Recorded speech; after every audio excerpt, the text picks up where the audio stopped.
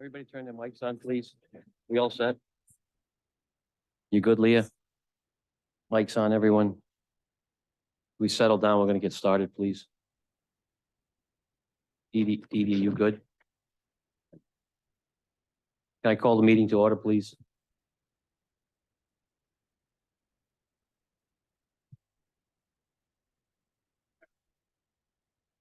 We're on, Leah? Okay.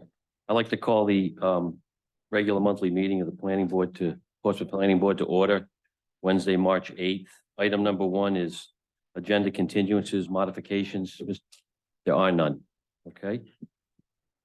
Item 2 is approval of the minutes for the planning board meeting of February 8th, 2023. What is your pleasure?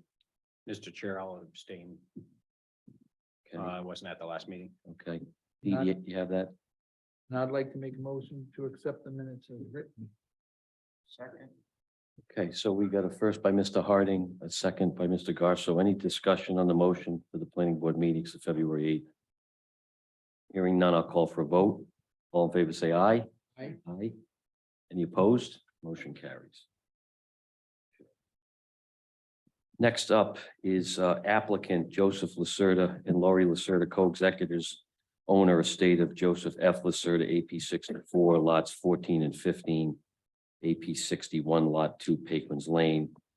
So we have a request for a master plan decision in our package, and then we also have a request from the applicant for preliminary plan and final plan approval to subdivide the non-conforming lot. Mr. Silva. For the record, Mr. Chairman, Robert Silva, attorney for the plaintiffs, and I'm here on behalf of Lori and Joe Lacerda as co-executors of Mr. Lacerda's estate. This matter has been before the planning board a number of times, and we received master plan, major plan development approval. And I asked and was permitted last time through David Martland, who was here, my partner, to combine the preliminary the preliminary plan and the final plan for tonight's hearing. It's a simple 1 acre, 1 lot with several acres. He divided in half. The lower half, the east side part is Laurie Lacerda's property, and the other portion to the west would be Mr. Lacerda, Joe, the son. And this was in Mr. Lacerda Senior's will that this be done, but I told him that you couldn't do this and transfer title unless you could subdivide the lot so I could transfer title to Lori and to Joe individually. Great. So why don't we take the first thing is the master plan decision from last month. What's the board's pleasure?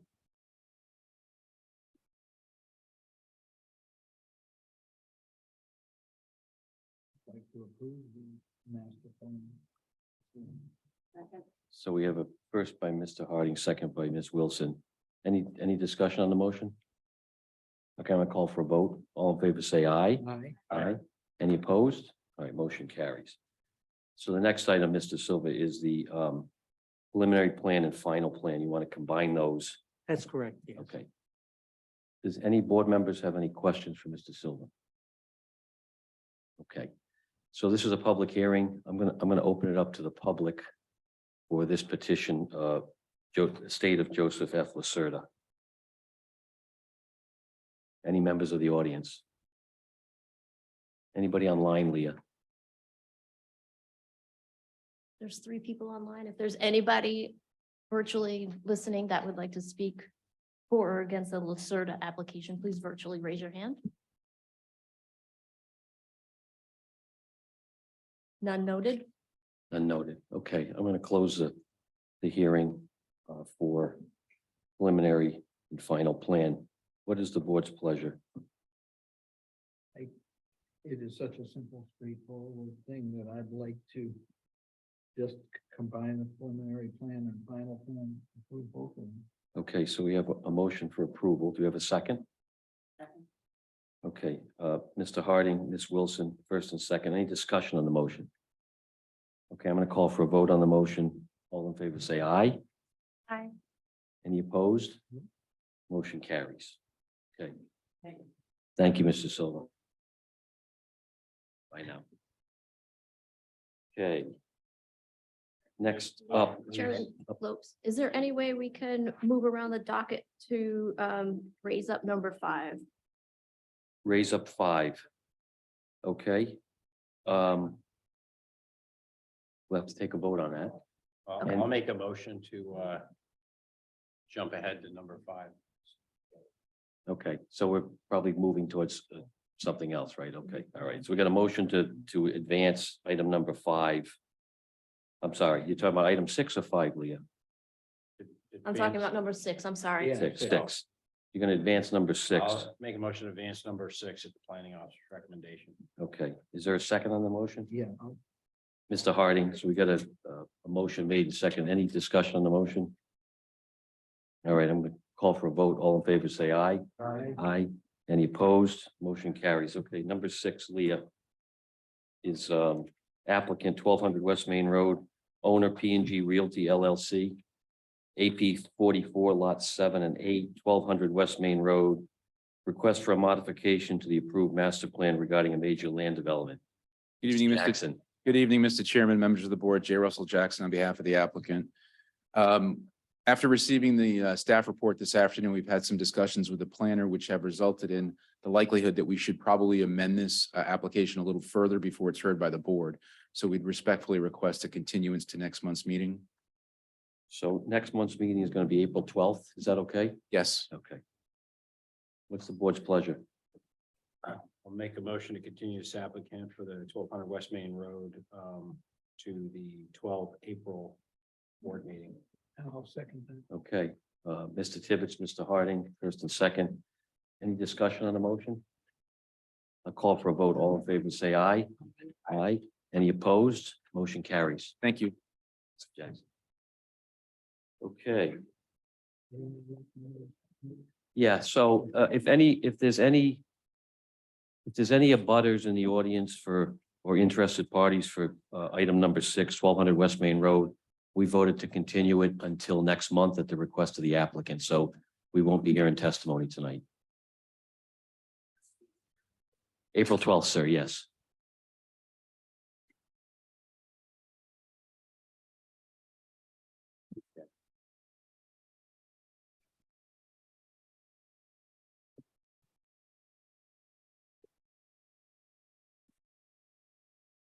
All right, any other ones, Ms. Hitchin?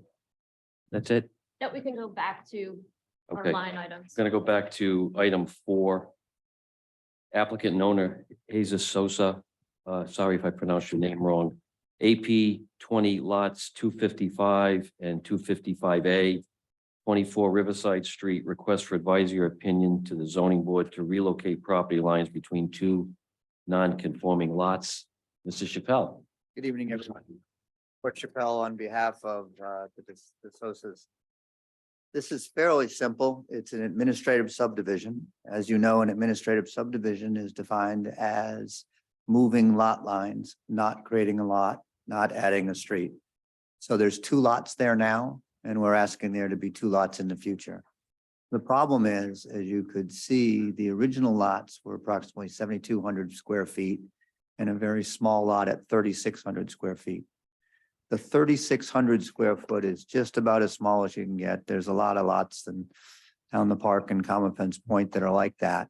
And what happens is we have to go to the zoning board and get relief, because when you put in the R10 setbacks on something that's 30 feet wide, 10 feet on one sideline and 10 feet on the other, that leaves a 10-foot house.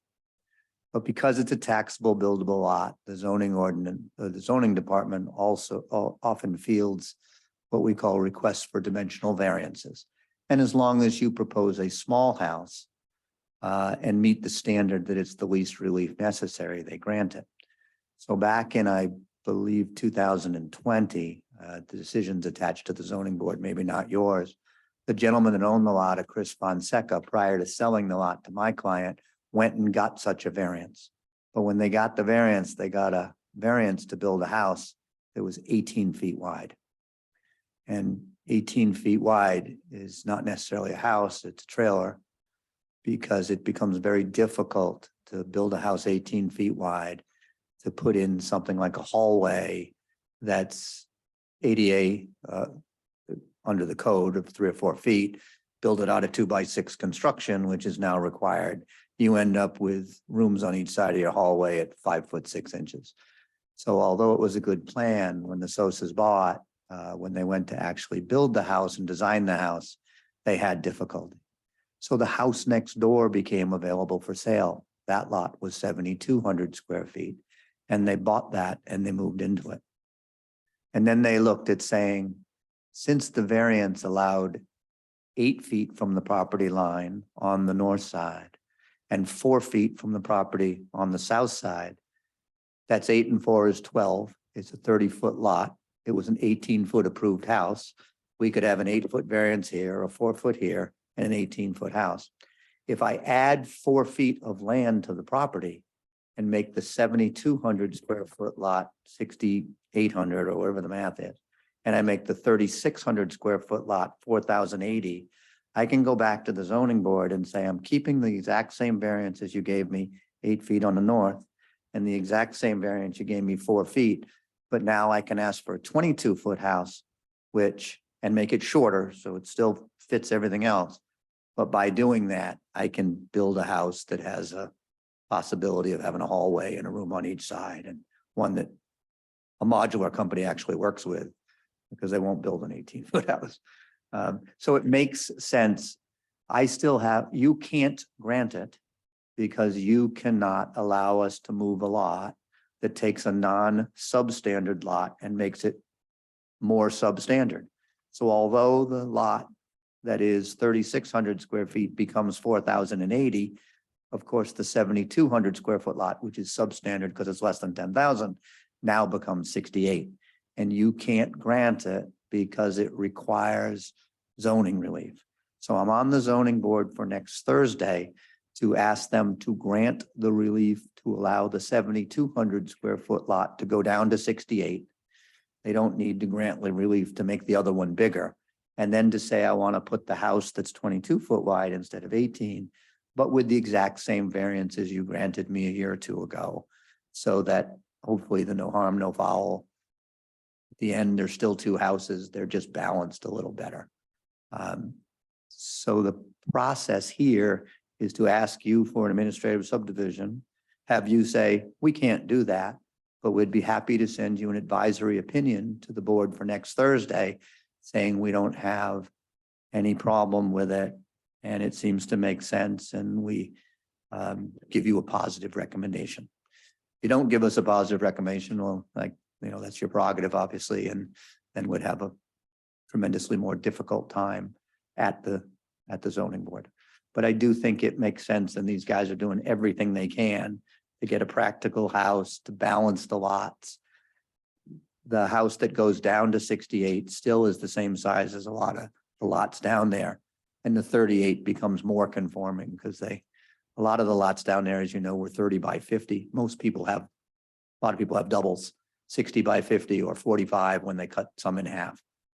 So it does seem to make more sense than putting the long, thin house that's technically allowable, but probably not as conducive with the neighborhood as a house that is more consistent with the width and size of everywhere else. Just for clarity, Mr. Chappelle, what's on the agenda is the request for an advisory opinion. Yes. So not former, not the latter that you would ask for. So you're okay with that, though? Request for an advisory opinions.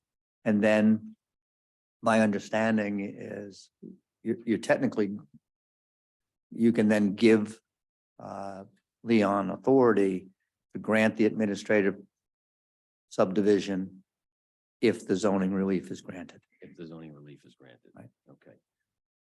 If this was a minor subdivision, you'd have to get preliminary tonight and then come back for final. Okay. Any questions for any of the board members?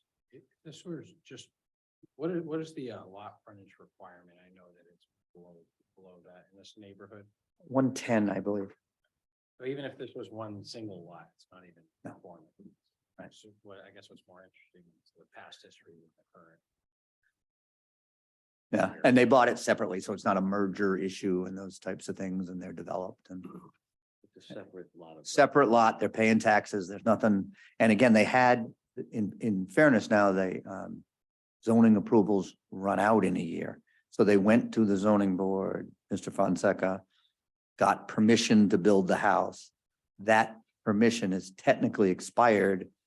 We normally would go back and say, we're trying to do exactly the same thing. You voted that it was the least relief necessary a year ago. Will you do it again? Traditionally, the same petition gets the same answer. We just moved to amend it to say, although we're going a little wider on the house, which makes sense, we shortened it. And we added land, so your variances are the same. Will you still okay it? I'm not sure what they'll do, but I do think it's a logical petition. Any other questions from board members? Yeah. Luke? I mean, basically, if it doesn't pass, they have by right to stick a trailer there, which everybody in the neighborhood would be very disappointed. Well, yeah, I don't think you can put a trailer, but they can go ask for the least relief necessary, and the board has never demanded someone who's paying a tax on a buildable lot to go less than 18 feet. At some point, a house is just too small, yeah. Yeah. Anything. I mean, this is sort of a, to me, a kind of no-brainer, because in the neighborhood, it's not gonna stick out like something. Everybody wins. Is this house though, because we're just seeing a footprint, is this 3 stories tall? The reason you just see a footprint is, as you know, I gotta go to coastal. So I can't even go to coastal and get the house approved until zoning and the building office says this house is eligible for approval. So you need to go get the variances first. The house is not 3 stories because 3 stories isn't allowed under our ordinance without a variance. It would be 2.5, I guess. Yeah. Remember, you get freeboard and stuff, but that still counts as a story. It still has to be less than 35 feet. I will tell you that the only variances requested for next week are those sidelines. There's no variances for height. There's no variance for extra stories. Oh, And to Mr. Harding's point, you've already got approvals from the DEM. It looks like on here you have a DEM permit number. for the ISDS. Yes. Okay. That was approved for the smaller lot. Yeah. Yeah. And we Both- located the wells and the other septic systems, so you know that independently, there were no crossovers. If you move a line and it starts to go over electric lines or over sewer lines, that becomes issues. We had the engineer locate everything to make sure that there was moving a line didn't cross any problems at all.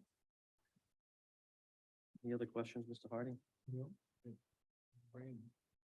Any board member questions? Okay, I'm gonna open it up for, you done, Mr. Chappelle? I am, thank you.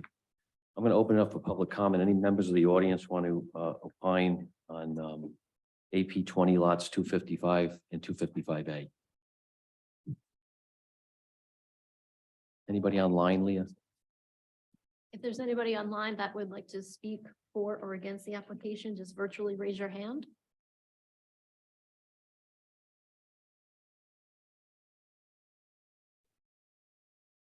None noted.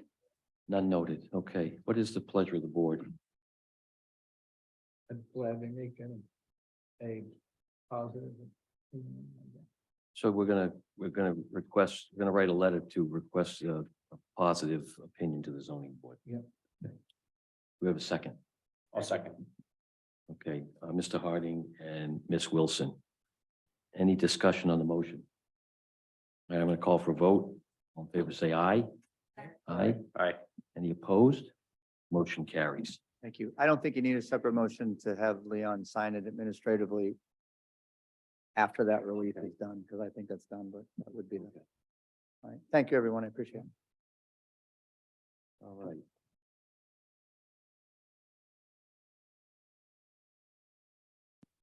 Next on the agenda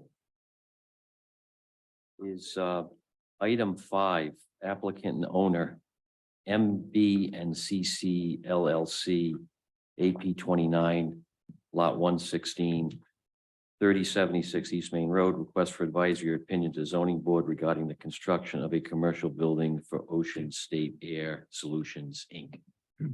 I have to recuse myself because of family. Okay, I wish I could. I think it's good, but. I okay. have to sit this one out. Dee Dee, can you note that Mr. Harding's recusal? Yeah, good evening. My name is Craig Clark. Just want to introduce myself and my wife, Mary Beth. We're the owners of Ocean State Air Solutions. We started the company 19 years ago out of our house and have been progressively growing over the past 19 years. The past 8 years, we've been working out of 1844 East Main Road. And if you've been here long enough, the old car wash. So we are trying to get out of the old car wash and build a beautiful building at 3076 East Main Road. You know, we love this town and we love the area we live in. And our intention there is the front building is a nice modern building with south sloping roofs to take advantage of solar power. A nice open area for our employees to work in and trying to blend in as much as possible. But, you know, we consider ourselves really good neighbors to the community and to Portsmouth, and we hope that you vote in favor of us. I have with me tonight, John Bragger, a civil engineer, and Melissa Hutchinson, my architect, to answer any technical questions. Just for the record, Mr. Yes. Clark, could you just state your full name and your address? Oh, for sorry, the it's record? Craig Clark, 701 Park Ave, Okay. Portsmouth. And then I just have a question for the solicitor. So this is a request for an advisory because it's a commercial building?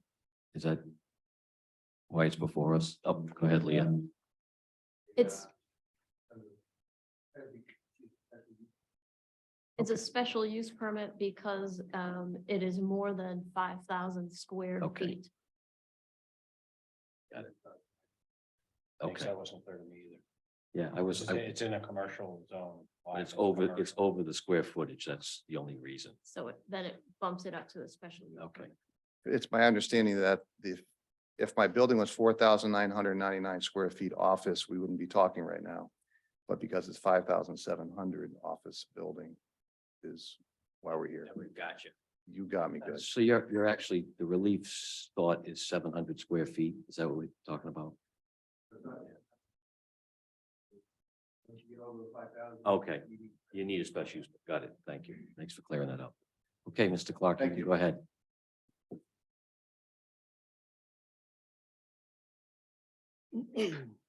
For the record, my name is John Braga Jr. I'm a resident of Portsmouth, Rhode Island Boulevard. I am a registered professional land surveyor and civil engineer of the state of Rhode Island, licensed. Mr. Braga, could, just for the record, I know you've testified before the board many times. You're an expert in the field of civil engineering and land surveying. Can we qualify Mr. Braga as an expert? I'll make a motion to qualify Mr. Braga as a professional land surveyor and civil engineer. Second. All right, we have a motion by Mr. Tippett, second by Mr. Garso. Any discussion on the motion? All in favor, say aye. Aye, motion carries. Please proceed, Mr. Braga. Thank you. I'm gonna basically give a description of the property. It's 1.93 acres of land. Presently, it's a little, the site is disturbed, but a couple of months ago, it was basically covered by some scrub brush and some trees and some open areas, actually. So bordering the site to the west is the Portsmouth High School. Bordering the site, excuse me, on the south are 3 residential properties, 2 of them on Wentworth Terrace. And excuse me, and on the north also residential properties and actually right on the front corner along East Main Road is a commercial property, Narragansett Engineering actually. And so the site borders on East Main Road, again, 3076 East Main Road is the address of the site. Basically the site slopes from the high school down to East Main Road at a good clip, probably about 6% natural slope there. It's fairly steep in the back and then it levels off somewhat toward the street where the construction will take place. We did apply for and receive a permit from DEM for the septic system several months ago. We designed it for approximately, well, for specifically 30 workers, basically office workers or the various workers that will be employed at this business. And that was approved, I think ends in November, maybe December. Since then, we've had, a couple of go-arounds on the site design. I believe the Portsmouth Fire Department had some comments last week. They wanted to be sure that the access was 20 feet wide, that it was paved. And so we made some revisions to the plan, which is in front of you, which is, a 20-foot access, paved access driveway from East Main Road, coming up along the south side of the proposed building, and with emergency access coming off of Wentworth Terrace to the south. That was a request. We made those changes to the plan to satisfy the fire department, and they seem like they're okay with it right now. There is an existing curb cut on East Main Road that was, modified when East Main Road was redone and the sidewalk. It's very adequate for our use. It's full 26 feet wide with handicap access across it. So there's no need for a curb cut or a permit from the Department of Transportation. There's no plans for any underground utilities coming in off of East Main Road. Electricity will go overhead from across the street to a pole in the northeast corner of the property and then underground to the building. Water service will be coming off of Wentworth Terrace. So there won't be necessity for any excavation in East Main Road. At this point, no gas is planned, so there'll be no basic construction on East Main Road, so a curb cut, won't be applied for. And the other thing is, as you can see on the plan, the stormwater design utilizes 3 separate shallow and somewhat small stormwater basins. And they're basically designed to receive water from the roof and water from the pavement. And they more than meet the necessary requirements for, stormwater recharge and water quality volume, et cetera. A report has not yet been filed with RIPD's. That will be submitted probably early next week, just because this has been somewhat of a moving target in terms of the amount of pavement and impervious area. Now that we've resolved all those issues, I'm going to finalize the paperwork and the submission early next week. And I believe that's about all I have as far as presenting it, and I'm here for any questions. So did you get a chance to look at the staff report, Mr. Braga? Excuse me? Did you get a chance to look at the staff report from planning? No. Okay, so there was one issue, not just, there's just some specific questions on drainage. And maybe you can just go into a little more detail, but it says here that all the overflows are directed to rain garden number 2, along with some of the downspouts to this pond. The bottom of rain garden 2 is at elevation 110. The rim of the overflow is 110.8. So it doesn't appear that there's any issue with that. But there were no calculations for rain garden 2 to the proposed drain manhole. Staff is making a recommendation to address this to ensure that the existing storm drain line and the state drain manhole will support any increases to stormwater flow. Correct. Yeah, I had a discussion this afternoon with Public Works on that. So I believe that they're satisfied. I told them I would be giving them a report. There were a couple of things we discussed. One of them was the manhole, and I assured him with all the stormwater management on this site that there would not be any increase in runoff. That's the other thing about the site as it exists with the soil type and the ground cover. There's a fairly substantial runoff curve number as it exists. And so there's, it's not going to be a difficult thing to achieve no increase in runoff from the site, especially with the implementation of these drainage ponds. So calculation, the report is not yet done, but I've done enough of these to feel very confident that there's not going to be an issue with it. And the other discussion I had with Public Works was the elevation of the pipe that connected the two ponds, one to the south and one to the north of the access road. And we were discussing the amount of cover that would be over that pipe. So I did make some changes to that after having that discussion with Brian Woodhead today. And that's the piping that specifically goes under the driveway that could be Correct. impacted by a fire truck. Correct. So you've satisfied those concerns. Yeah, I've got enough cover now. Okay. Any questions from any board members on the engineering details? Ms. Wilson? I would disagree with you that you might need the DOT permit because you are connecting to the DOT pipe in the road. Well, we're connecting to the town's easement, not directly to the state highway drainage, and we're gonna not increase any runoff into that. You see that the connection is to the north, and there's a drainage easement that the town has, a 20-foot wide drainage easement on the north side of the property. Comes from the high school down to East Main Road. So our connection is to the town's drainage easement, and had that discussion with Brian Woodhead today. He's fine with it. So there's no actual connection to a state highway. There's no excavation or a permit required. Does that satisfy your question, Ms. Wilson? Okay. Any other board members to address engineering concerns? Okay. This is under engineering, but I just had a question about no lighting. I was surprised by that, like in the winter months, there's no lighting outside of the building. You want to discuss the lighting? Well, I mean, outside the building, we will have lighting, but more for motion sensor lighting. So when people are coming and going into the building, it would activate. But nothing standing on all the time. We didn't feel necessary for that. Is that what you're referring to?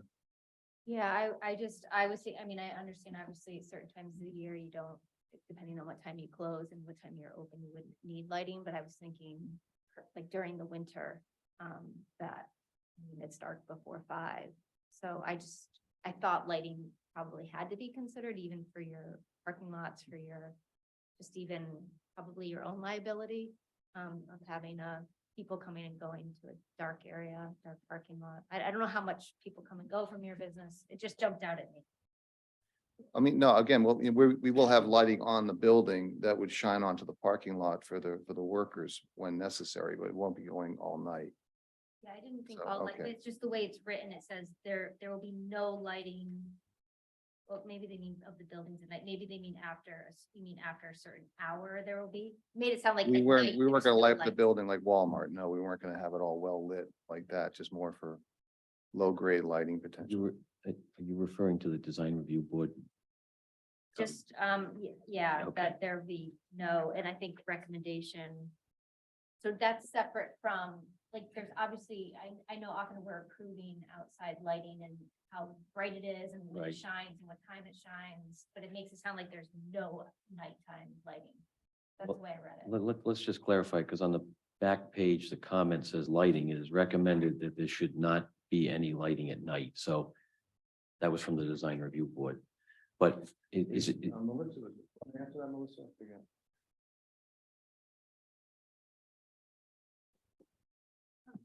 Would you like me to state my name? yes, please. Name, my- address for the record. Sure. My name is Melissa Hutchinson. I own a practice in Tiverton, Rhode Island. I live at 203 Hooper Street in Tiverton, Rhode Island. I'm a practicing architect. I've been licensed in the state of Rhode Island for 23 years. And I am a professor of architecture at Roger Williams. Thank you. Please proceed. So the discussion that we had at the TRC, I think was mainly based on the fact that we had motion detectors at the corners of the buildings for security when the building is not open.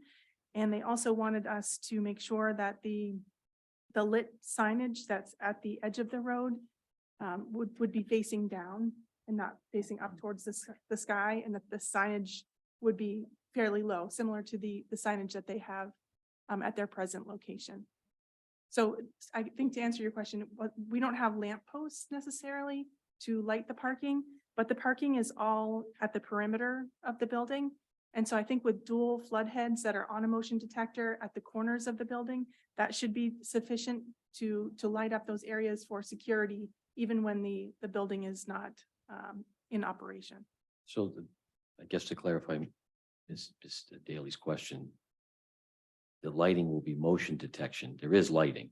It doesn't come on unless it detects motion. Is that correct? That's correct. Okay. So if I park anywhere in this lot, which is close to the building envelope, I only need maybe a half a foot candle or something low for safety. That's gonna turn on. Right, and our concern was not to have the lighting go kind of past where it needs to be on the parking and to shine into the residential adjacent neighborhood. There's obviously lighting, like, 'cause, you know, during the winter time, what time does the business close? Yeah, so like there would, at certain times of the year, need to be lighting during, when you're open, right, during that time?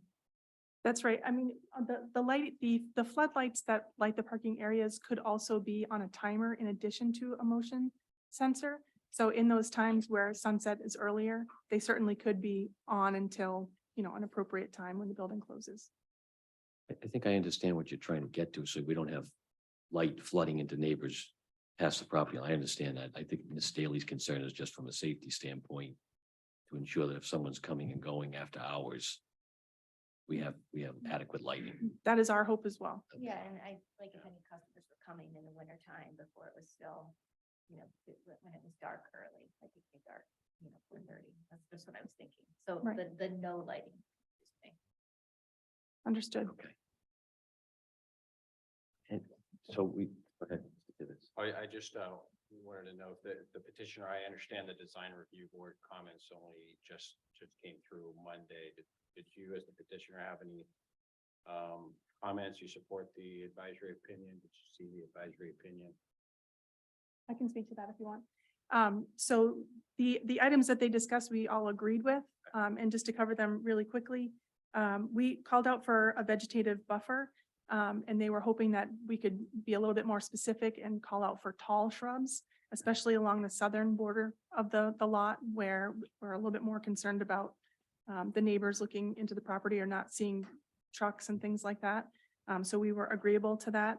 And in fact, the clients, the owners already installed some arborvitae with one of the adjacent properties, and they decided to split the cost of that. And so they're kind of already being a good neighbor and helping out that way. I know we're required to have a dumpster enclosure, but we agreed that yes, we would definitely supply that. There was also some discussion about the fire access coming in from Wentworth Terrace, that will be a gate that would be closed for 99% of the time. It would only be accessed or be able to be accessed by the fire department. So there wouldn't be any sort of traffic going through there other than if there was a fire emergency. And they had, That was good to see the early coordination with the fire department, because that's the kind of tie-in that invariably comes up at this meeting. right, and I think we're in the process a little bit further along than we typically would be. So I think we've already had good discussions with the fire department, the water department, technical review committee, the design review that we went to on Monday. So we've been kind of trying to incorporate all of these ideas from a while back. And then as far as one other thing to mention that we discussed at the design review committee is that the rain gardens also will be attractive. They're there obviously for water detention, but the indigenous plantings will be nice to look at as well. And we kind of have those obviously on 3 sides of the building. So we're happy that that's kind of contributing to the landscape aspect of the project. And then I guess their last concern was about the kind of what we're calling the back building, the production storage building, because that's a Morton building, which is a prefabricated building. So our intention here was to have the front of house building, the showroom and offices kind of address the street, and that not look like a big box, that we were very careful in the design to make sure that it kind of the massing is broken down and that we're using appropriate materials that kind of fit the neighborhood. It still looks commercial, but we feel that the scale and the massing and the materials will be very attractive. It's kind of similar to the color palette that was used at Casey's Oil, which I think everyone is familiar with, and I think, most people in town consider that a nice building. And then the Morton building, which is connected, basically doesn't have high visibility from the street. And so even though that one's not as decorative, it's kind of tucked behind without much visibility. But it still will be in color scheme compatible with the front building. So it'll have a silver roof, charcoal colored corrugated walls and black garage doors. So it will look like it all ties together. Anything else? So just to be, so did you get a chance to review the entire design review board report? I have not. Okay, so I think you answered most of the questions, but I do want to make sure that your testimony addresses what's in here. So the comments from the advisory board were they want elevations of the Morton building and should be submitted for the next meeting with the height in the building specified. That's no problem. So, Craig, so we do have, Morton did their own design, so we kind of coordinated. So I did kind of the front of house. So this packet, which was submitted, I don't know if you guys It have. says Allied Design on it, the one Yeah. we received tonight. So Okay, that's relative to the Morton building, and that has the elevation of the ridge, the exterior elevations. So you should have that. all right. So also on here, I think you addressed it, but it does say dumpster, it needs an enclosure. So you're testifying that you're going to do an enclosure. Yes, Plantings, a buffer planting down the southwest corner should include tall evergreens, provide adequate screening for the neighbor. You said that that's actually done. well, It's coordinated with the butters. right, so the ones that are there now are actually on the other side. The new vegetative buffer is along the southern edge, along the Wentworth Terrace side. So that has not been installed yet, but it is called out for on the plans, and they just wanted us to make sure that it was tall shrubs versus low vegetative So planting. your plan is to comply with the request from the design review board. Is Yes, that correct? Okay. Rain garden, it's suggested that the rain garden contains shrubs and grasses for more buffering from the neighbor. Examples, winterberry, switchgrass, et cetera. And I think you address that as well. It's going to be more of a aesthetically pleasing rain garden. that's right. And Mr. Braga's plan does call out for the species and the types of plantings for those rain gardens. Okay. I think we addressed the lighting. That was the next item. And then the signage, any lighting for the signage should be subtle and just light up the sign. That is their comment, quote unquote. Correct. Anything to add to that? Just that it's subtle and it points down at the Down. sign, not Okay. up towards the sky. Okay. Mr. Tibbetts, did you have any other comments on the design review board? I know you had your hand. Any other members have comments on design review board?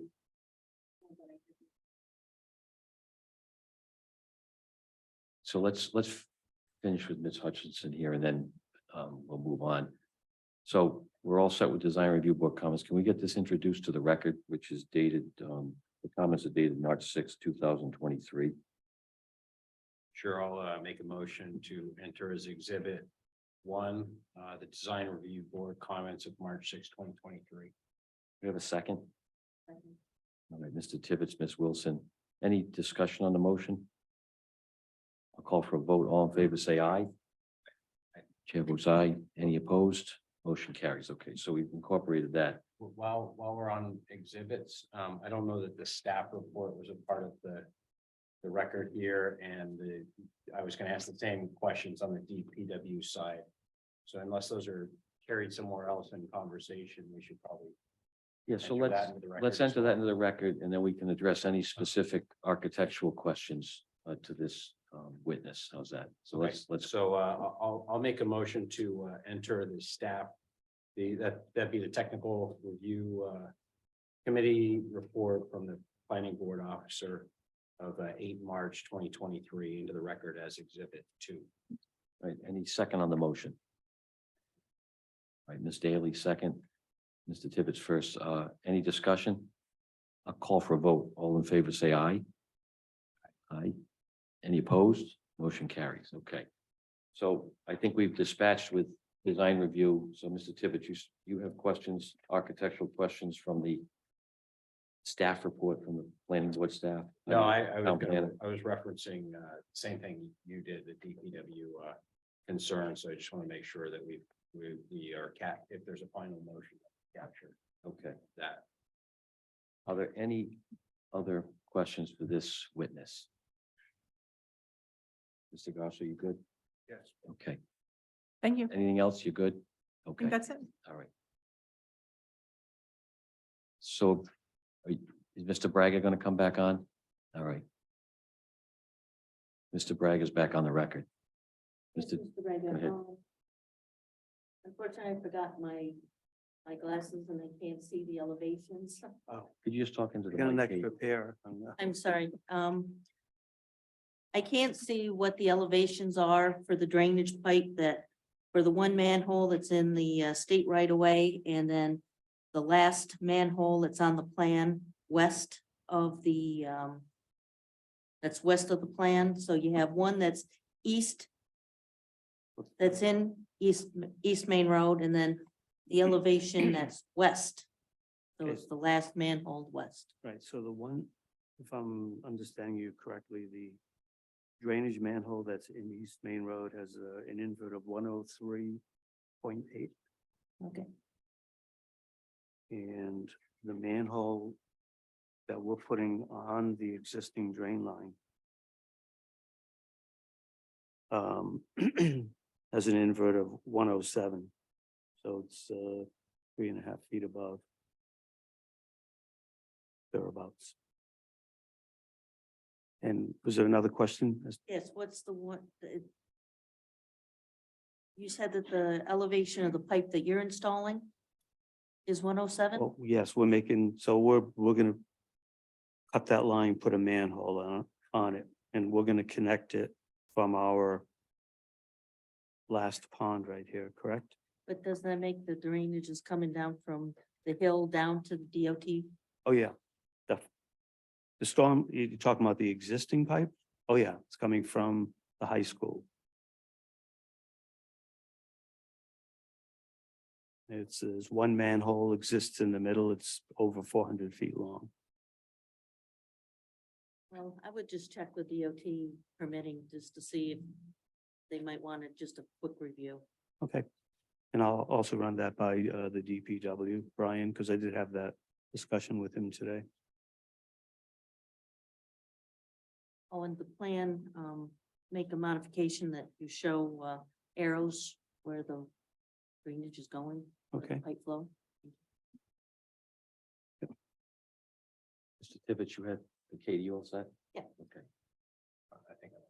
So I just want to make sure that we capture everything from exhibit to Mr. Braga that was noted in the staff report. I think I heard you say that you're going to revise the drainage report to incorporate things that we just discussed. Correct. Yeah, they've been mostly revised on the plan. I'm just going through right now, Okay. kind of checking some numbers and generating the report. So there's a comment in the staff report on the 20-foot drainage easement. That's duly noted on your sheet, correct? Okay. The staff noted that the possible on-site wastewater treatment system does not show a distance from the town's drainage line. There needs to be a minimum separation of 25 feet. Could you opine on that? I think if you look at this plan here, it's actually 50 feet from the leach field to the pipe. And that the septic tank is 27 feet. So Okay. So that's been addressed. I didn't know, actually, to be honest, I didn't know it was a question. I thought actually Mr. Wood had brought up wondering what the dimension was from the leach field to the, You're pipe. just talking to the mic. I think we got to pick you up on the record. That's all. Go ahead. I'm sorry, what did you say? When you talk, could you just speak into the mic? That's all. So it, in reality, the septic system, the leaching portion is 50 feet from that drain line. And the septic tank on the north side of the building is 27 feet from the drain line, so it meets the requirements. Okay. Next item is on sheet 10. There's a tree location next to the turnout parking that will need to be relocated to keep the trees drip line / canopy when mature far enough away from the town's easement to prevent roof intrusion in the drainage piping. You address that? No, I didn't even see that comment, but now that Well, we're going to share the staff report, but I want to make sure that you go on the record that you will address that. That's all. will be addressed, correct? Okay. I think we talked about fire truck emergency access road. The plan shows this being of gravel with no width entering on Wentworth Terrace. The end of Wentworth has 2 catch basins that have a clear space between basins of 23 feet. It's a requirement from the fire department. This will need to be paved with the location placed between the 2 catch basins. And then be needed for snow removal operations. Is that, can you address that too? For the Yeah, that record? won't be a problem. I didn't, obviously I didn't see the comments, so it's not quite between the 2 basins, but that's an easy change. We did pave it. It's 20 feet wide, as shown on the plan. And as far as I know, Mr. Clark met with the fire chief and he was okay with the plan. Okay. Last item on the analysis, sheet 3.0 and 3.1 on both these sheets, they have filter fabric over 4-inch perforated perimeter French drain. There's no detail showing where the discharge will be. The gutters show no detail as where they will discharge or be tied in. Can you opine on that? Huh? Did you say sheet 3.1? Sheet A 3.0 and A 3.1. Okay, those are architectural. Okay, But you're gonna tie all those in? absolutely. Okay, I just want to make sure everything on the report is addressed correctly and you're on record as saying that, okay? Everything on that report will be addressed. Okay, all right. And I think you went over all the pieces of the drainage. The one we missed, it's a request that we need an operations and maintenance plan for the drainage. You'll be Correct. supplying that as well? That'll all be supplied as part of the RIPD's report. Okay. All right. Any other questions for Mr. Braga? Storm drainage, engineering? Anything? Okay. Anything else, Mr. Braga? I don't believe so. Okay. Mr. Clark, any other witnesses for you? No. Okay, so I'm gonna, any board member have any questions for Mr. Clark? I guess my only question, I actually lived on Wentworth Terrace a while ago, and I'm imagining a few of the abutters that One, are showing up, so I know you're gonna turn that over, but for the petition, or I guess the town and the petitioner, I'm assuming the abutters were duly notified. Yes, my attorney, Jay Lynch, was going to be here. He's hung up in Middletown, but those letters have been sent. okay. All right, so we're gonna open it up to any audience members present or virtually who have a question on this petition for MB and CC LLC AP 29 lot 116 3076 East Main Road.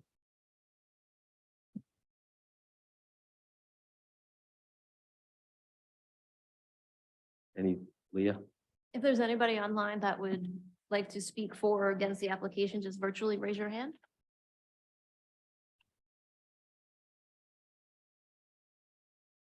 Okay, hearing noted. none.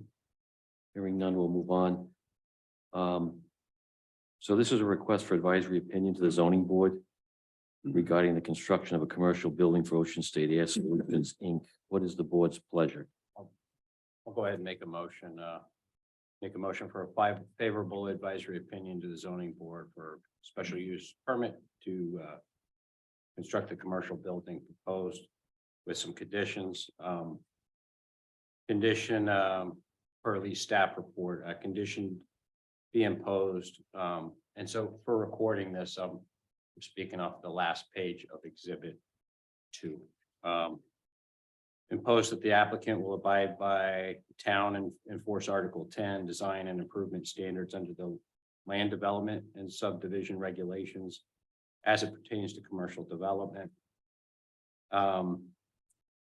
Conditioned on addressing the DPW concerns discussed through the final drainage calculations drawings in the tech review board staff report, exhibit 2 again. Incorporating design review board comments from exhibit 1. And then otherwise in accordance with standard provisions on that same sheet.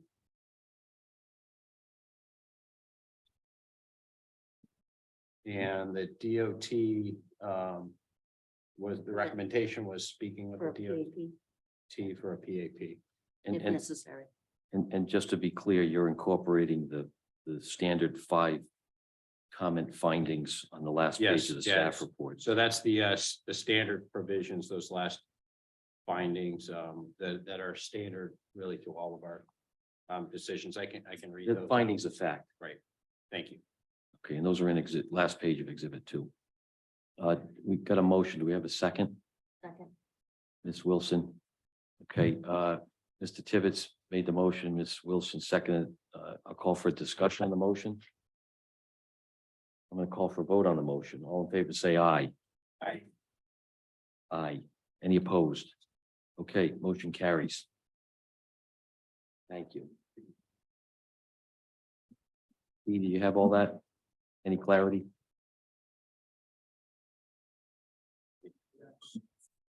On the last page that we were talking about, I know the findings of facts, Right, but exhibit 2, the last page where.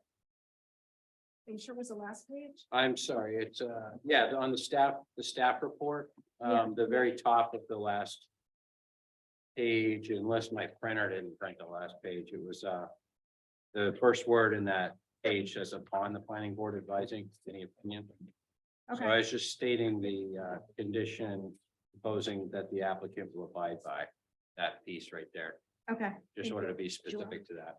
I don't know if those are also general findings of fact and redundant, but either way, I put it in there. Okay. Thanks. You good, Dee Dee? Yep. Okay, next item on the agenda, applicant and owner WC Coastal LLC and WC Upland Development LLC, AP 43 lots 3, 4, and 7, and AP 50 lots 6 and 7, Weaver Cove and Burma Road, request for master plan approval for a major planned marina village development. I am going to continue my recusal on this petition, and I'm going to sit in the audience and turn it over to Vice Chair Harding.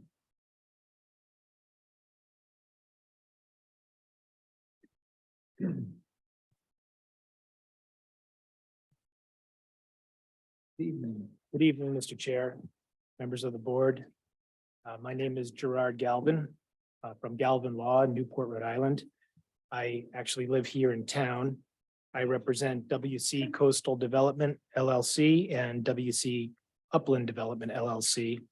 And we're here tonight for master plan approval for the development of a planned marina village at Weaver Cove. The members of these applicant LLCs are 2 family-run development companies with a strong record of success in Rhode Island and southeastern Massachusetts. It's a joint venture between the Karam family and the Marshall family. And we have some of the principals here tonight, some of whom will address you in the presentation. We also have the project engineer, Lynn Small, here to go over certain elements of the plan. And Jim Hool is a certified appraiser and land use expert. He's not here yet. He's testifying in a matter at the Middletown Planning Board, but he's on his way. He'll speak to the economic impact of the project that we project, as well as the consistency of the project with the comprehensive plan and the criteria for master plan approval. This petition has been a long time in the making. The owners purchased the property out of foreclosure in 2018. The property is significantly environmentally distressed due to prior uses, which we will also have some testimony about. And since for a long time now, many years, many decades, in fact, there have been several efforts and proposals at development on this site, some of which are much larger than what we're proposing here tonight. But we believe this ownership team has a true sense of what's going to be required to bring this project to fruition. They're committed to doing it properly And they spent the last few years preparing for getting this application ready, working with state agencies and meeting with many of the local boards and elected officials to talk about the development. We were before you, there might have been some slightly different membership, but we were before this board approximately a year ago for a conceptual plan review where we sort of introduced the themes of the project and the potential layout of the project. Since that time, and I would say we received, a supportive reaction from you at the concept plan level. Since that time, there's been activity at CRMC and we have a preliminary determination from CRMC. We've been before the Portsmouth Economic Development Board and received some positive feedback from that board. We've presented to the Harbor Commission, also received what I would classify as positive feedback. And recently we've presented to the Design Review Board and the Technical Review Committee. And we received positive feedback from those two boards, albeit because we're at this master plan level, they both will have significantly more detail and more comment and interaction we anticipate if we make it through this level and engage in significantly more engineering. We'll be back before them with a great deal more detail.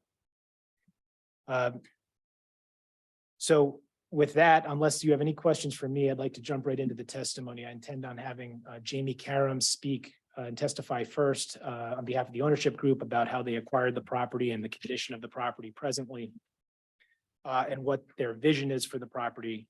Then I'll have Lynn Small walk you through the site plan.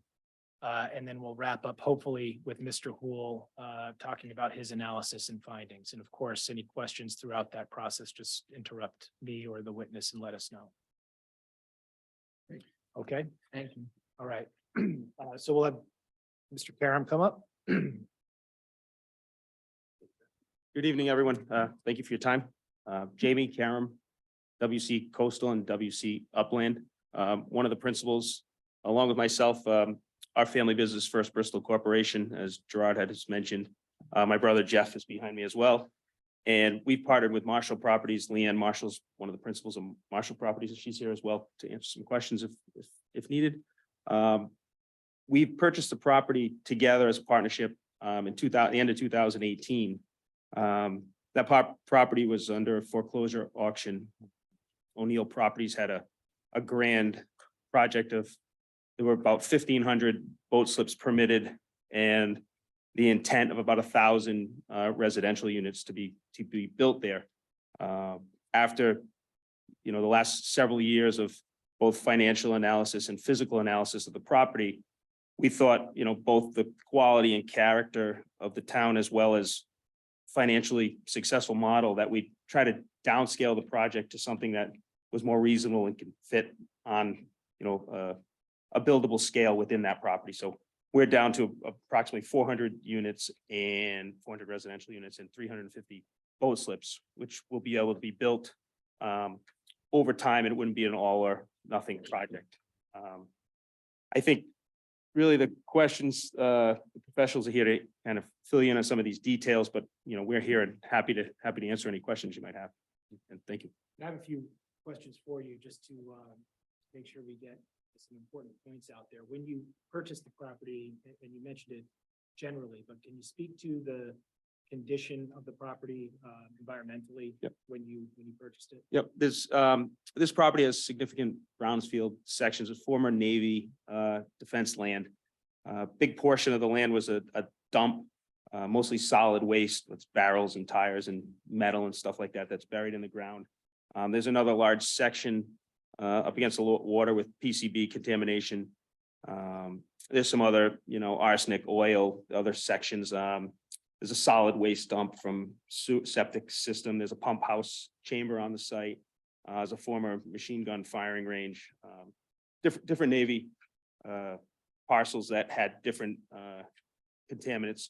We've narrowed those all down. We've deciphered, what needs to be cleaned up and how, and kind of got a cost estimate to do that. So that was a significant time and effort to make sure we had that classified, and that's been done.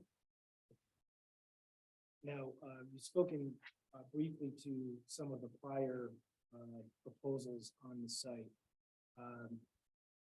this effort to develop that we're putting forward is utilizing the planned Marina Village development. That has certain requirements and criteria to trigger it in terms of uses. And for instance, the marina has to be proportional in size and integrated into the development as a whole. And in terms of proportionality, we're proposing 342, I think, marina slips with the 396 residential units, correct? Correct. And importantly, one of the criteria for the Marina Village unit development is that the residential units carry with it the obligation of having at least 10% meeting the LMI requirements within the state, the low and moderate income housing, correct? Correct. So there will be 10% of the project will be low and moderate income housing. So we're committed to that. That's a criteria of approval, this type of use and development. But in addition to that, when you took title to the property through prior development efforts, this property came with an obligation to have some additional affordable housing on site, correct? Correct. The previous owner developed the Newport Beach Club. They did not develop the affordable housing or low income housing on low and moderate income housing on that property. Those were carried over to this property. So I believe there's six additional units? I believe it's 6, but just so that the board is clear and the public is clear, we'll be meeting at a minimum the obligation in the code in addition to the 6 that are the obligation of the property. Correct. In addition to those 2 uses, the marina and the housing, there are components of the project, including retail and service businesses, correct? Correct. There's a restaurant that is part of the project, which is also identified in the marina development fund. Correct. And office space as well. Correct. Now, an important element of the project is certainly how the development will look once it's constructed. And one of the other things I wanted to talk to you about or ask you about prior to getting into the technical side with Lynn is your vision for the aesthetic, the appearance of the structures that you're proposing. Can you speak to that briefly? Yeah, I think it's gonna, we've still got a lot of work to do with engineering and architecture, but the intent is to keep a New England style, shingle style, fit and finish on the projects that blends in with the town and, the surrounding communities. Okay, and we did submit a series of conceptual renderings, which are examples taken from other projects you're familiar with, and they're not exactly the structures we're proposing as part of our project, but they reflect the shingle style, New England style that you're looking at, correct? Correct. All right, now, a couple other points I just want to make clear through your testimony before we go to Lynn. Currently down at Weaver Cove on the south side of your lots, there's the Weaver Cove boat ramp. Correct. Which is an important public access for the town. And could you just speak to how that will be certainly not incorporated into the project, but how this project we think will enhance and benefit that Weaver Cove boat ramp? Yep, exactly. So the Weaver Cove boat ramp at the south end of this property will remain intact. Access will remain. I know there's been some questions about that, so that will not change. Part of our project in dealing with CRMC is we're going to work on a waterfront access throughout the property for pedestrians and neighbors and the local. So it will be open. The waterfront will be open and accessible throughout the property as well. So what you just touched on there was coastal greenway, in addition, to the existing Weaver Cove boat ramp. Part of this project will incorporate a greenway that runs down the side of the project. Correct. Yes. And I talked about the many boards we've been in front of to great. We did send out notice. I know this was a question that just came up. I'll put on the record. We did send notice to all of the abutters. To your knowledge, there's no objection to the plans to date from the abutters. We certainly know that as engineering continues, if we make it through the master plan stage, we'll be engaging in discussion and talking with our neighbors about the project before we will come back with. preliminary. Correct, yes. We've begun discussions with all the neighbors and we will continue those as well. So I don't have any other questions directly for Mr. Karam. Certainly welcome any from you at this point, and then we can move on to other witness. Is Union Studios gonna be, because these drawings that you say now are not the actual buildings, but like kind, they're gonna be on board? Possibly, I think that there's still some work to do in determining the architectural firm. I think they're potentially the firm that will be on board. I know that I think I've talked to one other group as well. But certainly, whether it's Union Studios or another group, that's the vision of the style will be working with them. We've worked with Union Studios on some conceptual layouts and planning, and we've been talking to another local firm on doing some architectural of the actual structure. So it'll be some combination of two. Okay, because we've never had any problem with them not plugging them or Sure. anything like that, but it's No, they're a great a group. smooth sailing. They definitely know what Portsmouth Right. is looking for. It makes our life easier. That's all. Well, that's good to know. We'll We'll certainly, take that to. we'll certainly reflect on that. I think the other group that may come on board, maybe they'll be on board together, is Yeah. local, and I think that they've had success with their presentations. here. Yeah, there's a lot of good people around here, so.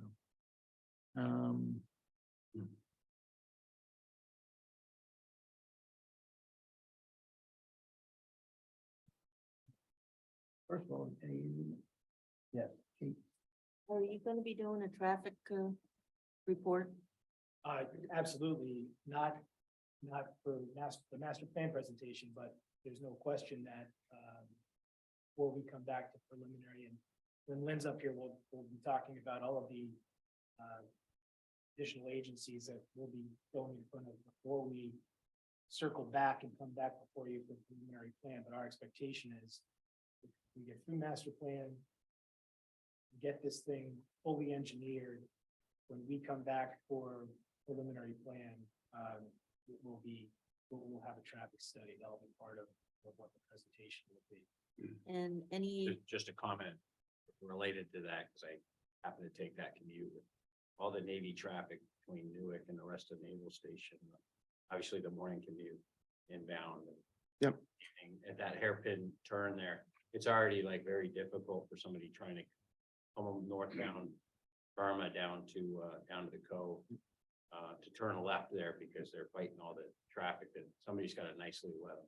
So, Yeah, and I think you'll hear from Jim Poole too in a little bit on his makeup of the typical resident that we expect here. I think a lot of the traffic there will be counter business traffic. sure, yeah, I see Residential. from the 1 and 2 bedrooms. Correct. But to answer the question, we'll absolutely be presenting, we expect somebody will be doing an analysis of that, whether it's a count, working with Lynn on appropriate layout, access points, traffic calming, all of those things to make sure we address those concerns and answer those questions at that hearing.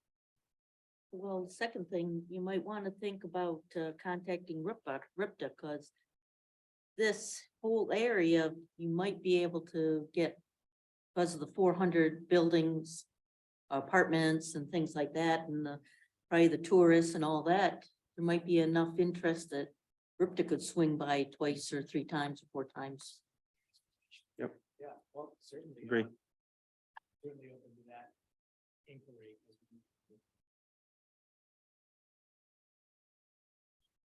So I have a few questions. So similar to the last petition, there's some comments from the director of DPW, Mr. Woodhead.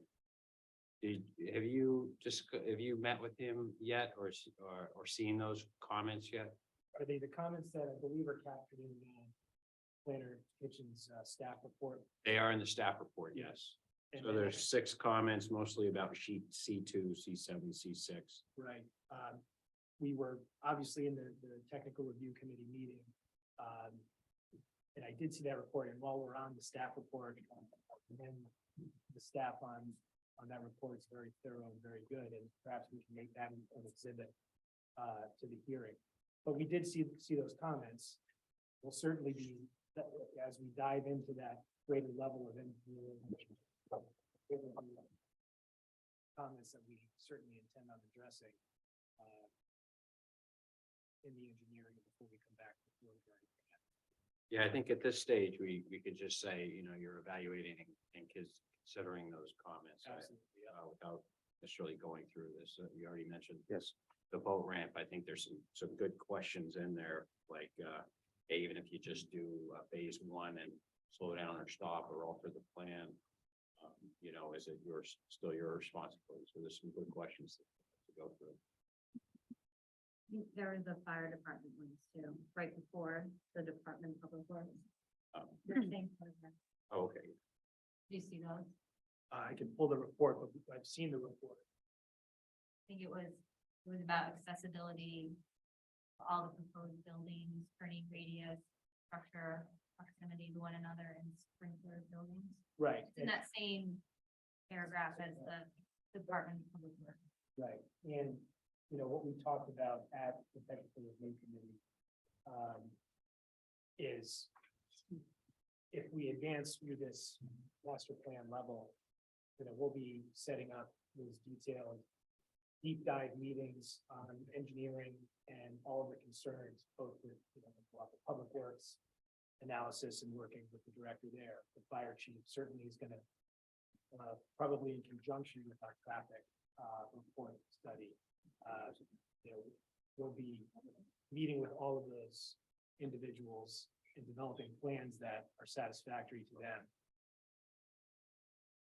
after we get through this stage.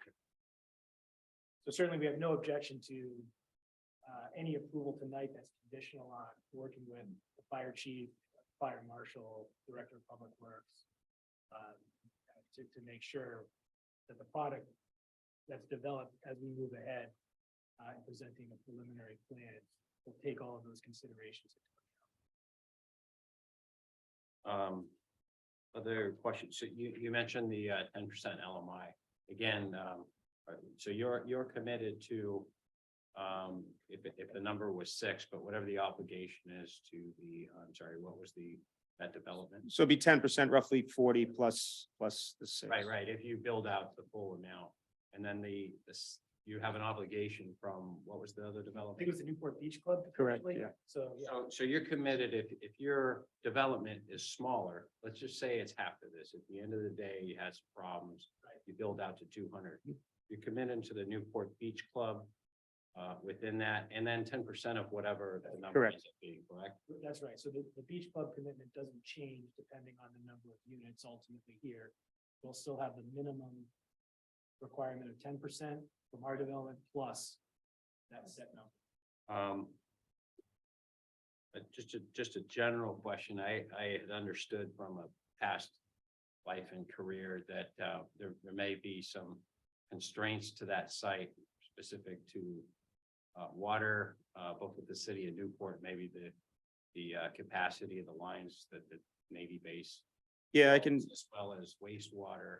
And is that still something that you're hashing out? Yeah, I was kind of letting Lynn go to there, but no, I can answer the question. So that was one of the things we've been working on the last couple of years. So we have an agreement with the Navy for water and sewer for the site. And That actually enables that up to that development capacity, or you're still working the numbers? no, up and over that development Yeah, capacity.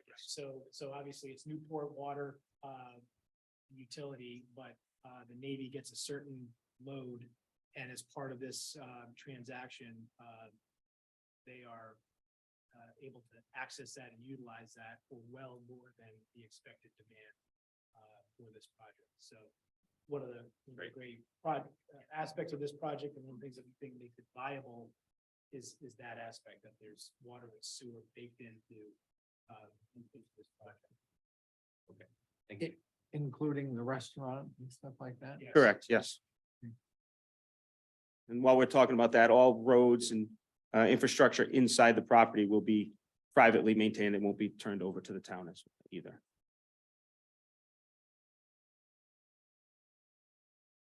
Back to the LMI, if you build 1/3 of the proposed project, you will do the 10% plus 1/3, or if the number is 6, for some reason, I've been on the board a while, there was other projects that I really would like to dive back into other than Newport Beach, that there was, the LMI was kicked down the road. I'm not sure that number is correct. Because I remember there were times that there was going to be an opportunity to give money in a pot that would be used for some development, and that sort of all fell apart. So I'm not sure that number is, I hope for your guys' sake, it is just that 6. But whatever it is, proportionately, we're not gonna wait for those long-awaited 6 to wait until the project's finished. It's percentage of what's gonna be developed will bite into that. Yeah, pro rata is fine with us. Yeah. Yeah, Okay. yeah, we understand that's the expectation, and that's another huge topic that we'll be diving into if we advance the master plan. Just like all these other considerations, we'll be analyzing that and how to appropriately build it into the project as a whole, as well as the phases. And we'll be speaking to the experts in that field for how that works the best. And if it's anything to the contrary of that, we would be explaining to you why. But we understand that the expectation is that the pro rata as we go through the phase. Right. So the main thing is getting the master plan approval so that all these other details can get flushed out. I think that's right, we're not gonna, the developer isn't gonna spend a lot of money. I think he already has. They have a lot more working through all of these, very significant engineering planning questions, unless they have a sense, need a master plan approval, at least at this conceptual level is behind. So that's really what we're here seeking to do is hopefully get a positive vote tonight. And I think that's when a lot of real significant work is gonna start.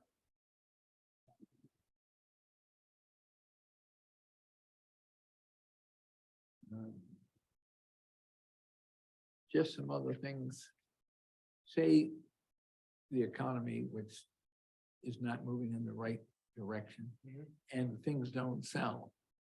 Do these maybe start getting rented, and does that change the dynamic? Well, I mean, I'll let- Yeah, I mean, I I'll think let you right now explain. we do have a combination that the next step will decide how many rental versus for sale. But we do have a plan to rental and combination of condominium units as well. And we can assume the summer rental party weekend thing is gonna be written in, so that can't be part of it? I don't think we have a problem with that. I think that, a newer project and a newer, the size and the kind of the fit, I don't think it's really a party type of product, but Yeah. we don't have a problem with something like that. Anybody else? I'm sorry, Yeah. I just have one, and this goes to, since we're talking about this up first, I guess I'll make a motion first to go ahead and enter the staff report for Ms. Hitchin, May 8, 2023, for this petitioner, the Weaver Cove petition, as Exhibit 1. Okay, Second. all in favor, say aye. Aye.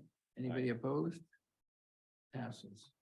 So in reference to Exhibit 1, within that, this is actually more geared to coordinating with you a recommended site visit.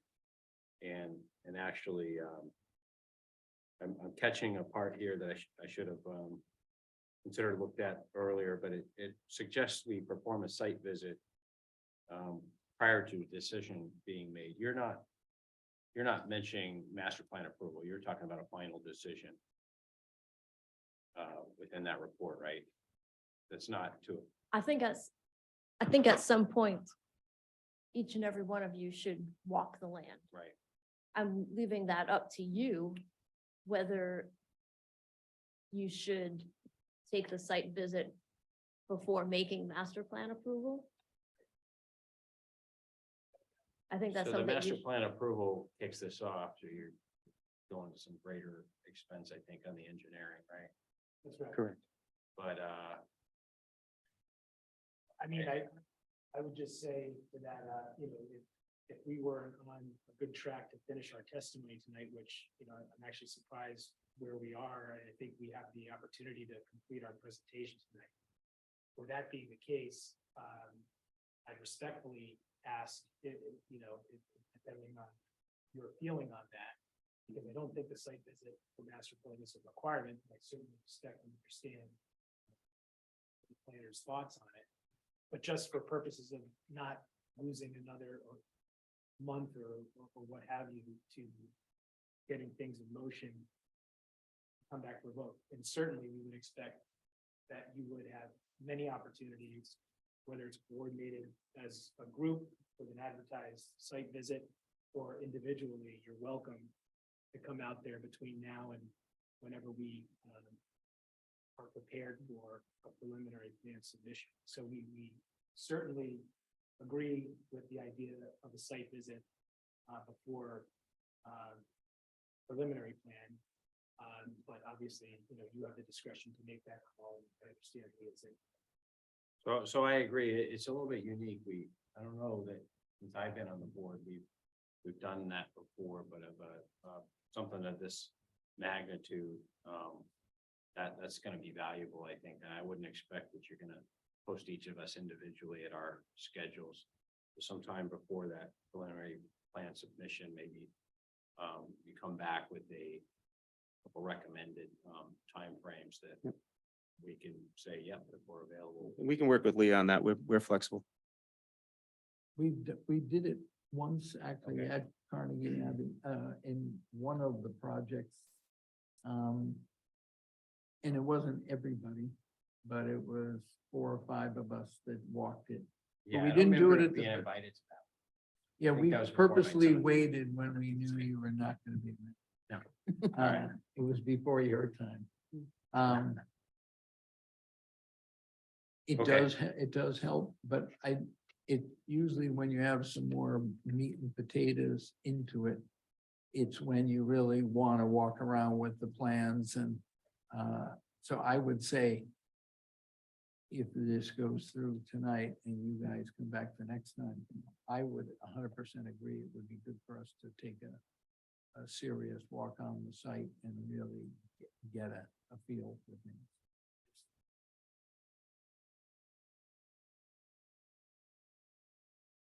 I had a couple just clear, I just want to Yeah. make sure I heard a couple things right. So the greenway, the coastal greenway, that's something that's public? Yes, it will be. And when Lynn gets up, she can give you some more info on the exact dimensions. And then it was just one restaurant, Correct. and is that on the water or is that?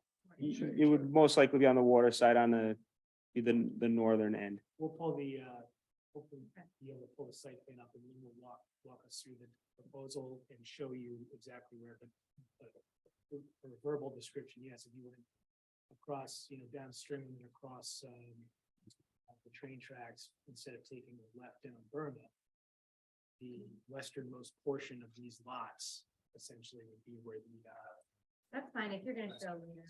Alright. And then do you know how many retail and service there will be, or is that something that's in development? it's, all of this to some extent is an estimate, but I think what is reflected on the plan is about 3,000 square feet of retail by the restaurant, 5,000 square foot restaurant. And that's in that section. What you're sort of, yeah, exactly. And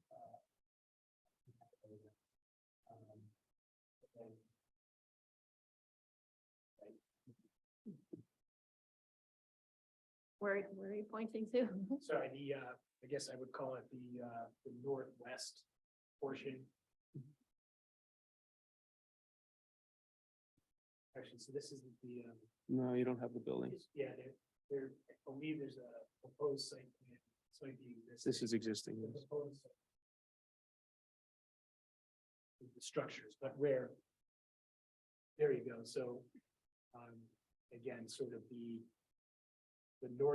northwesternmost, the tallest, farthest building up here on the plan is the 5,000 square foot restaurant with 3,000 square foot retail, right up here on the water, right on the. Oh, and I know my one other question was, about the low moderate income housing. Someone, do you work with a company that oversees that? Yeah, well, I think there's a couple there, you can do it on your own. I think what I will be doing is certainly speaking with experts in the field, including local agencies that do that solely, and work with them on potentially working with them on their involvement and assistance in developing that portion, but certainly getting their input and structure that, make sure it qualifies, make sure everything is all the criteria are met with Rhode Island housing standards.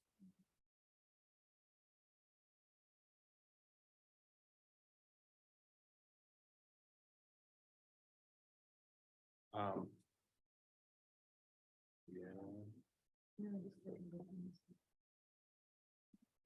Sorry, just going back to the exhibit, and I mentioned the DPW comments, and you mentioned the fire department concerns, but refresh my memory, I'm sorry, short memory. Did you guys see that the technical review committees, you saw their comments, right?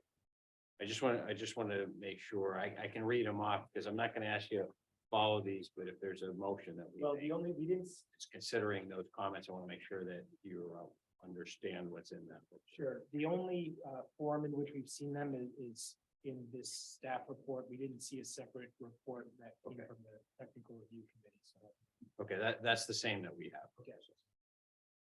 So yes, You did say that, I'm just.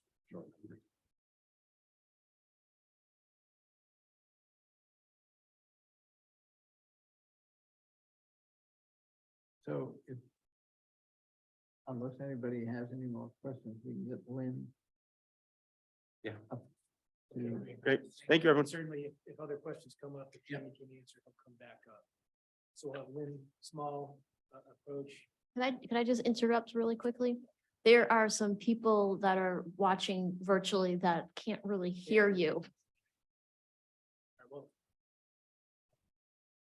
as I ask questions, I'll get closer to the mic. Okay. Do it like that, if that's okay. Just want to identify yourself then. Lynn Small, Northeast Engineers, 6 Valley Road, Middletown. Chairman Harding, Ms. Small has been accepted as an expert, and she's a professional engineer, licensed, and she's been accepted as an expert by this board many times in civil engineering, and I asked that she be More so than anyone recognized. else, so, yeah, no problem there. Okay. Thank you. So Lynn, you've heard some of the questions that have dealt with the site layout already. And so what I'd like to do is maybe if we could start with, we have the proposed site plan up, and I believe the planning board members have copies of this. Do you have copies of this in your package? But I just thought it might be useful for Lynn to walk you all through the proposal from the sort of entrance at the north portion from Stringham Road, kind of work our way south. Does that make sense, Lynn? Sure. So, the site is part of the Navy base property. And the northern border is along Hinckley. I think everybody's familiar with Hinckley, and Burma Road runs on the, bisects the property. It's comprised of 5 lots. 2 of them are existing upland of Burma Road. 1 lies between Burma Road and the state railway, the railroad tracks. And then the last 2 lots are coastal side of the railway. As you come down Stringham, you take that hairpin turn and you would head north. If we start at the very coastal side of the site that abuts the Hinckley property, That is where we have basically the more of the commercial uses and some multifamily units. You'd see the proposed restaurant is at the very northwest corner of that coastal parcel. Then we have some parking for that area. And as you move south, we move into, it'll be a several-story building with parking at your lower level because we are in a velocity zone out on this section of the property.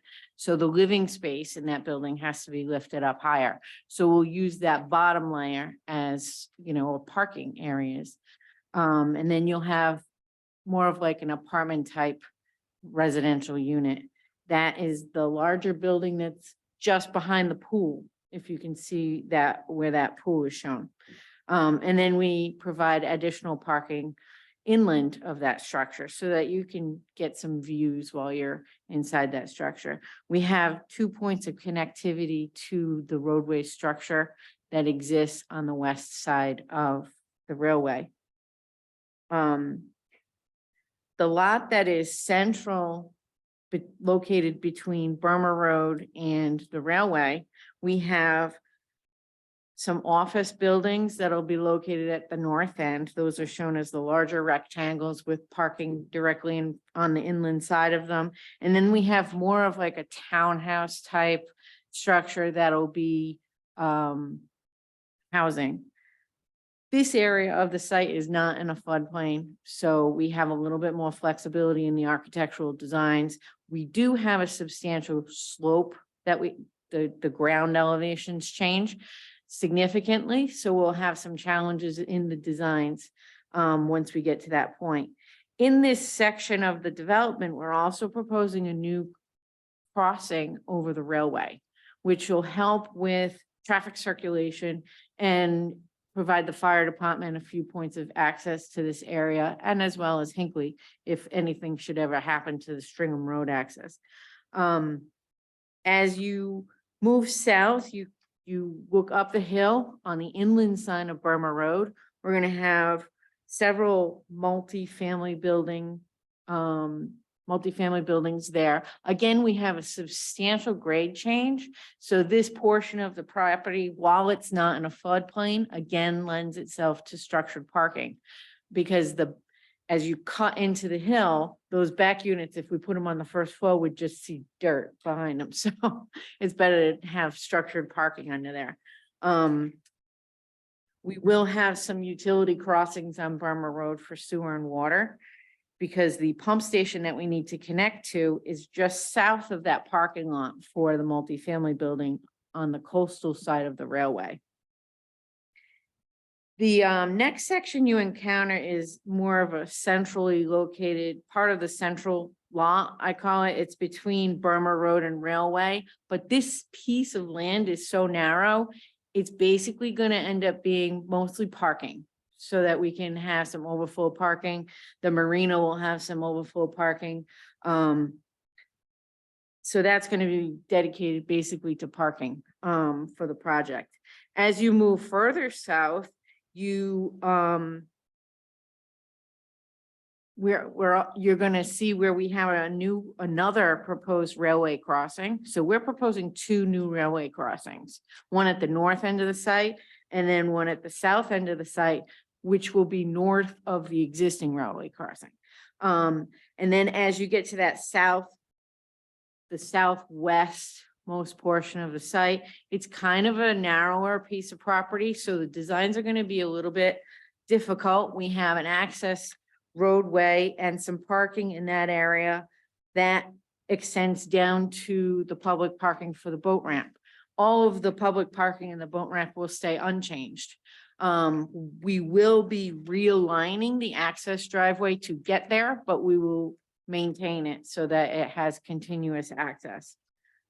These buildings are in a floodplain. They're not in a velocity zone. They're in a 100-year floodplain. So we don't have that extreme wave action that we have to deal with, but we do have to elevate the living space. So again, we're proposing to have lower level parking, but these will be more almost assigned spaces because they'll be below their unit. So we're envisioning them as more of like units 1 spaces, units 2 spaces, you know. As you go coastal, this is a marina village that we're proposing, so we have kind of a marina structured layout that we have before you. It divides itself very easily into 3 phases.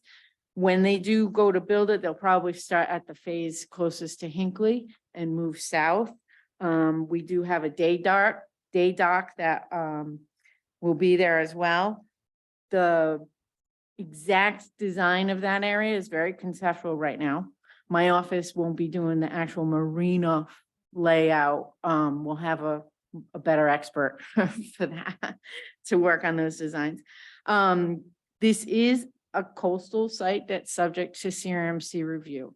So we have their buffers to deal with.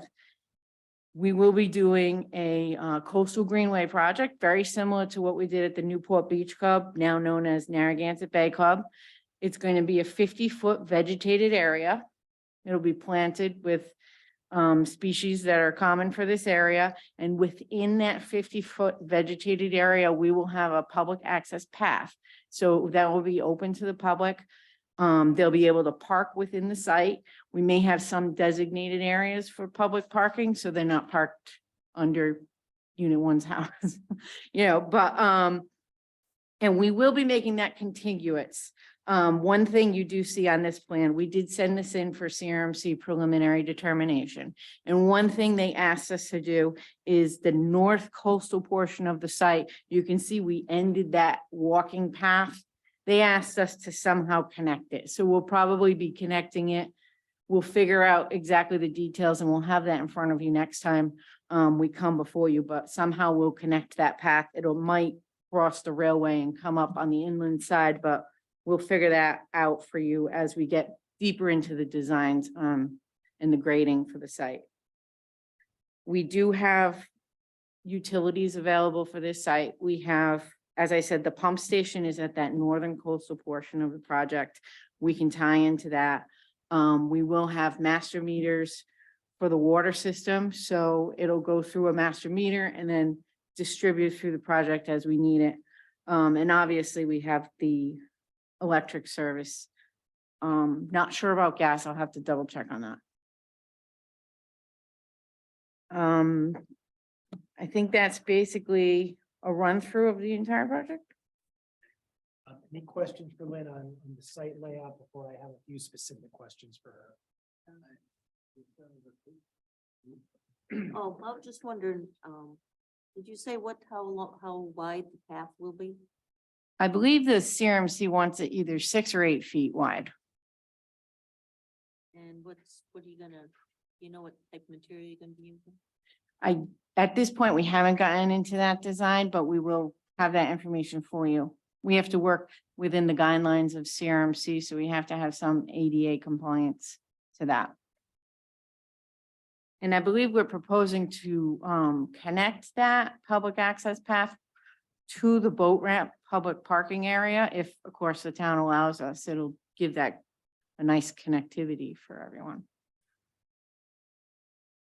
Yeah, I believe a public restroom is contemplated to be included down there, correct? Yes, part of the requirement for a public access path is to provide a bathroom.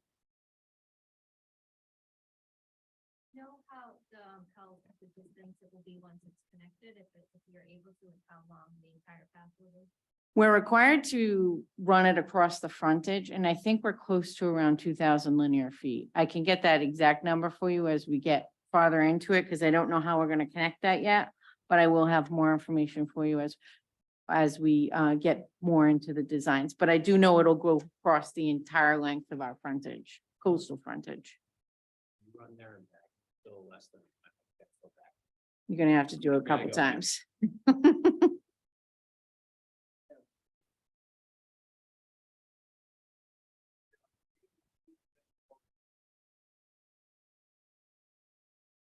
I think, I don't know if we'll let Jamie speak to that. I think certainly the intention is for the likelihood that residents will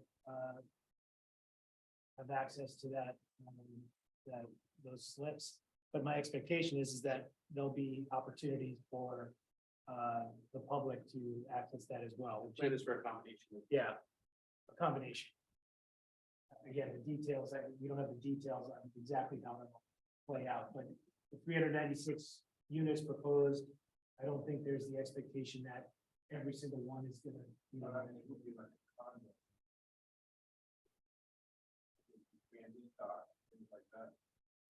Most likely, we haven't got all the details, but yes. yeah.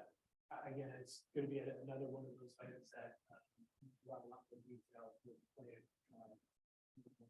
We dive in a little bit.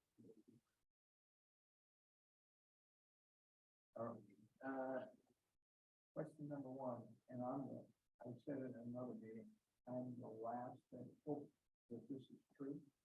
But with electric cars in the period of time, where all these residents are there going to be designated, connected to each of the 400 places, having their own charging station conduits connected to their electrical service from each unit down to the ground for a place for them plugging in.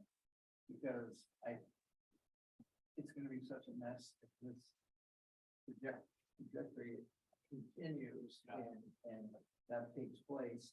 It's not, somebody's gonna be paying for the charging of these cars, especially people who come and their boat's out and they wanna plug into something. How is that mess going to be figured out? And it's coming sooner than later. Yeah, that's an interesting question, and it's another detail that I don't have the answer to yet, and I'm taking a note right now. That's an interesting concern that is another one of those that we'll put in that list of considerations as we work into the engineering and how parking is structured for these units, and what expectations will be for the market purchasers. And there may be some desire to include some capability for that, but I can't imagine that every one of these structures with parking units is gonna be able to sustain that. Right, well, in the senior housing, I know some of the people in the audience were kind of upset when they said, well, we weren't so, for the 56 units, we're not that concerned because seniors don't have the money to buy an electric car. So at first, that they weren't going to do it, but then they said, well, at least put the conduit in the ground. So that if it became an issue, at least we weren't tearing the place apart to bring the cables out for them. Sure. But it is certainly something that, against my issues, is something that would be a mess, and we definitely need to projects. Well, we can certainly add that to the list of considerations as we move forward with the planning stages. My next question is, I don't see any flat roof area on the building, and I don't see much good ground for the air conditioning side, mechanical sides of what these buildings, which are gonna have lots of units in them, are all gonna have air conditioning. These are not gonna have the motel sleeves sticking out of the building. I don't believe so. And so, for the mechanicals, it would certainly be nice each time to see what their plans are. Absolutely. There's a lot of square footage inside these buildings, and where those mechanicals are going to go are important. As well, I think that limitations on how long they can actually run refrigeration lines and stuff like that. And last but not least, this hillside unit is sharing this look, I think it's about 32 feet. I know that one of the, I know that the backside is going to be much shorter because it's built into the hill. But I'm seeing 1, 2, 3, 4, 5 stories. So I believe part of the Marina Village PUD ordinance, you're allowed up to 4 residential levels and 2 structured parking levels for the structures. I don't think we're gonna get that tall, but in the ordinance, I think you're allowed up to 60 feet on these buildings.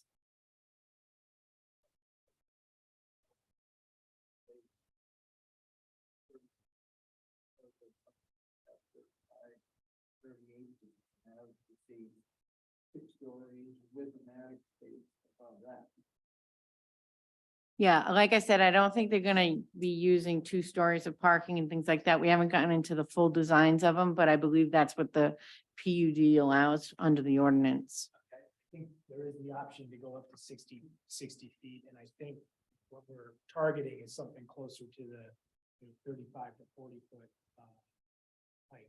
But again, that'll all be worn out once we dive a little bit. And it's worth noting that when you get on the upper side of Burma Road, the slope is pretty steep, so you're losing 2 stories in the hillside. So it won't feel like they're that tall when you grade it all out. If it ends up 60 feet tall, but we'll have more details on that when we come back.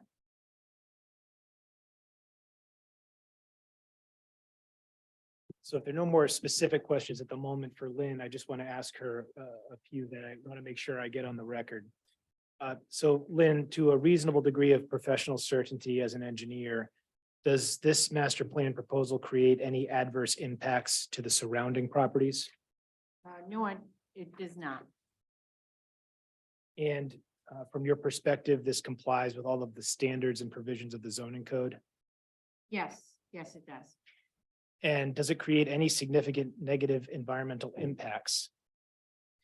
No, actually, a result of this project is not only are we going to be providing stormwater, water quality treatment, but we're also remediating a very contaminated site. So there'll be a very large improvement to the environment as a result of the development of this property. And this development proposal does not create any new individual lots with physical constraints to development, does it? No, it doesn't. The 2 lots that we have of record above that are inland of Burma Road will be administratively combined as part of the process of this development. And the proposal, as you just described, it allows for adequate and permanent physical access to public streets, correct? Correct. And does the development integrate into the existing surroundings? Yes, I believe it does. We've respected the coastline. We're cleaning up the site. We're providing public access. We're joining that with the public boat ramp that exists now. We're adding some crossings to the railway for safety and accessibility and traffic patterns to the property. So I think it does just that. And you've spoken about the greenway, but just to close the loop on that, does this proposal facilitate a safe and comfortable pedestrian environment? I believe it enhances and adds to the pedestrian amenity that the town installed for the boat ramp. And then when we have the pathway, it'll add on to that for the public. Okay. That's all I have for Ms. Small at this point.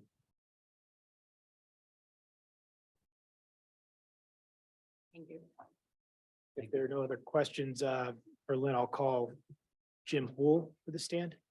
Just one last question. Oh, sure, Lynn. The coastal greenway where it ends on both of them, there's no way of those connecting or? That was actually one of the items that we sent in a CRMC preliminary determination with this plan to get their initial input on the project. And they did mention that they wanted us to figure out a way to connect those.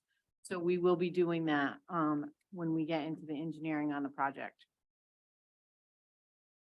You're welcome.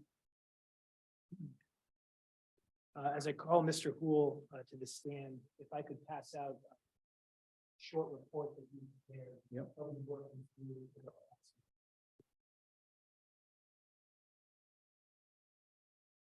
I can have that marked as exhibit 2 of B2.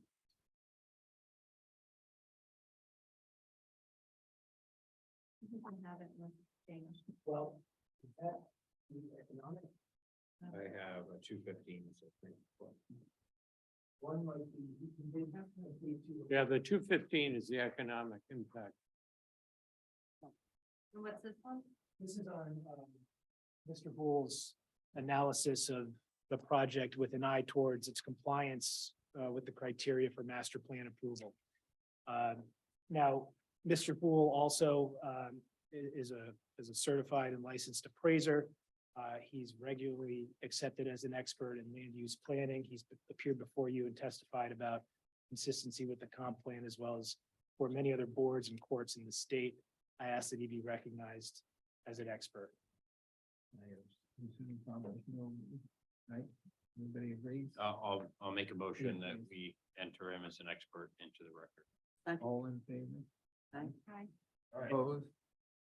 And we've had this marked as Exhibit B, correct? Yes. Okay. Yeah, Or could, we'll make a motion, to, I haven't read this yet, but enter it as, since it's not part of the originally submitted documents as exhibit, I think I called the first one, so I'll say as exhibit 2, the report of findings from, James Howell, James Hool, yes.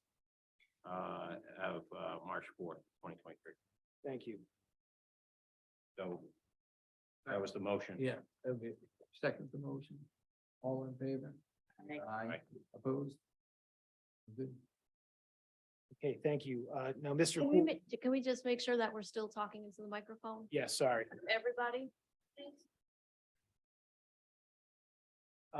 So Mr. Hool, I engaged your services on this project to analyze two distinct components for the development team, correct? That's right. And one question we posed to you was to take a look at the potential economic impact that this development could have on the town, correct? Yes. And you've submitted a report, and that was part of the application package, so it's not separately marked, but I thought it was worth spending a minute or two and having you summarize your findings in the economic impact report and how you came to those findings. Sure. So following along with it, I, reviewed the petition in terms of what the components were going to be on site. And so in what I was supplied with, it was 396 residential dwelling units, 342 boat slips. We have 8,000 square feet of restaurant and retail space, 5,000 restaurant, 3,000 of retail space, 24,000 square feet of office space. And so when I looked at this, I looked at it in terms of the fact, first of all, that a project of this size would take a period of probably 5 to 6 years to be fully absorbed into the community. It can be completed and sold out and rented out as applies. But I looked at it in terms of the sort of end result, if you would. What kind of economic benefit it would be to the town if the project was totally developed, looking at it strictly in terms of today's values, not able to predict the future.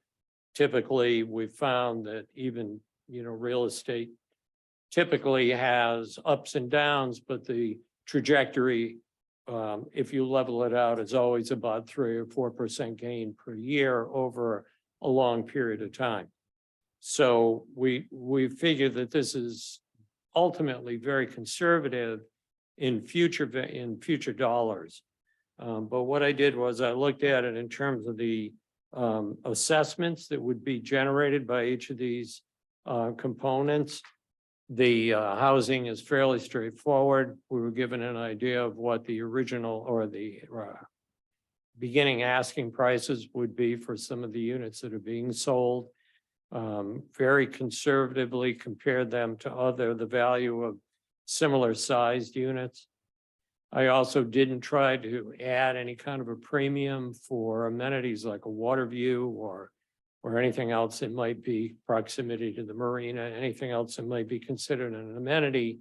I didn't try to add any kind of a premium to it. I kept with sort of the base level of what I felt the value of each of them would be. When it comes to the residential properties, we have a 10% low and moderate income affordable component is required. And I basically took a value that was about 2/3 of the amount of the what the market rate units would be worth. And I considered, irrespective of whether these units were being sold or rented, that they would have values that were roughly equivalent to one another. So all 2-bedroom units had a value of, I believe, 350,000. And, oh, those are 1-bedroom units, sorry. The 2-bedroom units I valued at $400,000 in terms of the tax assessment. The 1-bedrooms at 350, and then reduced for the low and moderate to 270 for the 2-bedroom and 235 for the 1-bedroom units. The 5,000 square foot restaurant space, I compared it to other restaurants that are in town, Point Road, over in Kings Grant. I also looked at the space that is in Tiverton in the condo complex. But the name escapes me. Boathouse, thank you. All at once, I lost it. The Boathouse actually has currently over $2 million assessment in Tiverton. And this is almost exactly the same size, and I honestly feel will be very equivalent to it. But based on everything else that I found, I felt that the assessment for the restaurant space alone would be about $1.5 million.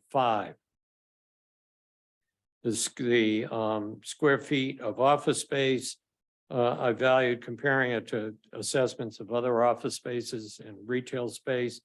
I put it all in at the same number at $150 a square foot, multiplied it out, came to about $4 million. The marina slips, compared to those that are over at Carnegie and my own experience with marina valuation, I gave each a value. I assumed we didn't have specific lengths, but I'm assuming they're going to average about 25 feet. So I put a value of about 50,000 per slip in terms of the valuation. That's very comparable to, actually very low compared to what Secana Point Marina has in Tiverton, in Little Compton, and much lower than Newport's assessment for their boat slips. So when we added them all together, we had about $169 million.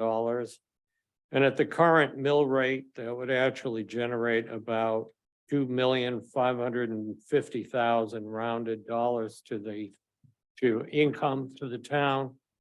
And then I tried to compare that to the cost analysis. You look at comparable developments, Carnegie, Newport Beach Club. They have very low impact in terms of the number of police calls, the number of fire calls, that they put very few people into the school system. That in our particular case, the sewer and water systems will go through the government property. So the real impact that I felt would be seen was probably some to the fire department in terms of emergency vehicles, ambulances, occasional fire. The police the same way, minor accidents in the parking lot. This isn't the type of project that you would expect to see multiple police officers showing up at any one time. So it's the amount of extra hours that would be generated to both police and fire, I felt could be handled adding on. I added 2 full personnel to that. There would be some additional expenses in administration in the city, a little bit extra on the tax assessment during the revaluation cycles, that type of thing. So I felt that we were dealing with about $700,000 of increased tax services for the town. Minimal school age children likely to be here. The demographics of the people who would be living here. Generally speaking, it will probably be 1 and 2 bedroom units and not going to be large families. The likely even possibility a lot of second home purchasing. That possibly older, likely older buyers. So that all contributes to having very few children in the school system. So I felt that we had about $700,000 annual cost. So the net income to the town is about $1,850,000 using today's dollars and very conservative valuations of the property. I think that in point of fact, the actual contribution will be significantly higher than that. So that's that part of it. Is there questions anybody had? Condo fees. I mean, obviously, if you're buying or renting, there's got to be an expense to maintain, especially if you're saying that the town's not going to be plowing it and maintaining these grounds. Separate from the purchase price of the place, there's going to be a monthly fee to maintain that, right? That's correct. Again, that's no effect. That has no effect to the town at all. That's a very good point. And the other thing is when you talk about sort of ancillary, one of the things that I didn't even try to address was the fact that bringing these many people into the community is going to obviously generate a lot more business activity to local businesses. All that retail space, all the restaurant space will all generate personal property taxes that I didn't even begin to try to quantify. So all of that is almost free, if you would, because that's all in addition to the services that I was really anticipating would be on site. So the benefit to the town really is in the millions overall. And again, it has a compounding impact to local businesses and people in the community. There's always one of the typical things that you look at is whenever you have this type of major development, it brings sort of what I always, sort of use the term synergy. It brings more interest. There are people that are going to want to eat at the restaurant. They're going to want to go down just to be down by the water and see new shops and businesses. So there is always a positive impact. Just agree that it looks conservatively low, that cost per square foot for retail. I'll take it, I'll invest right now. Well, that's the thing, that's why I think that really I was trying to be as conservative as I could possibly be on this because, Don't want to overpromise at this point, but you want to Right. make sure that the town understands and the board understands the scope of what this could bring. Mr. Galvin had told me that I would be personally responsible if it didn't measure up. So that I was being very, very conservative on it. I wish you were on the team of the reassessment of the property.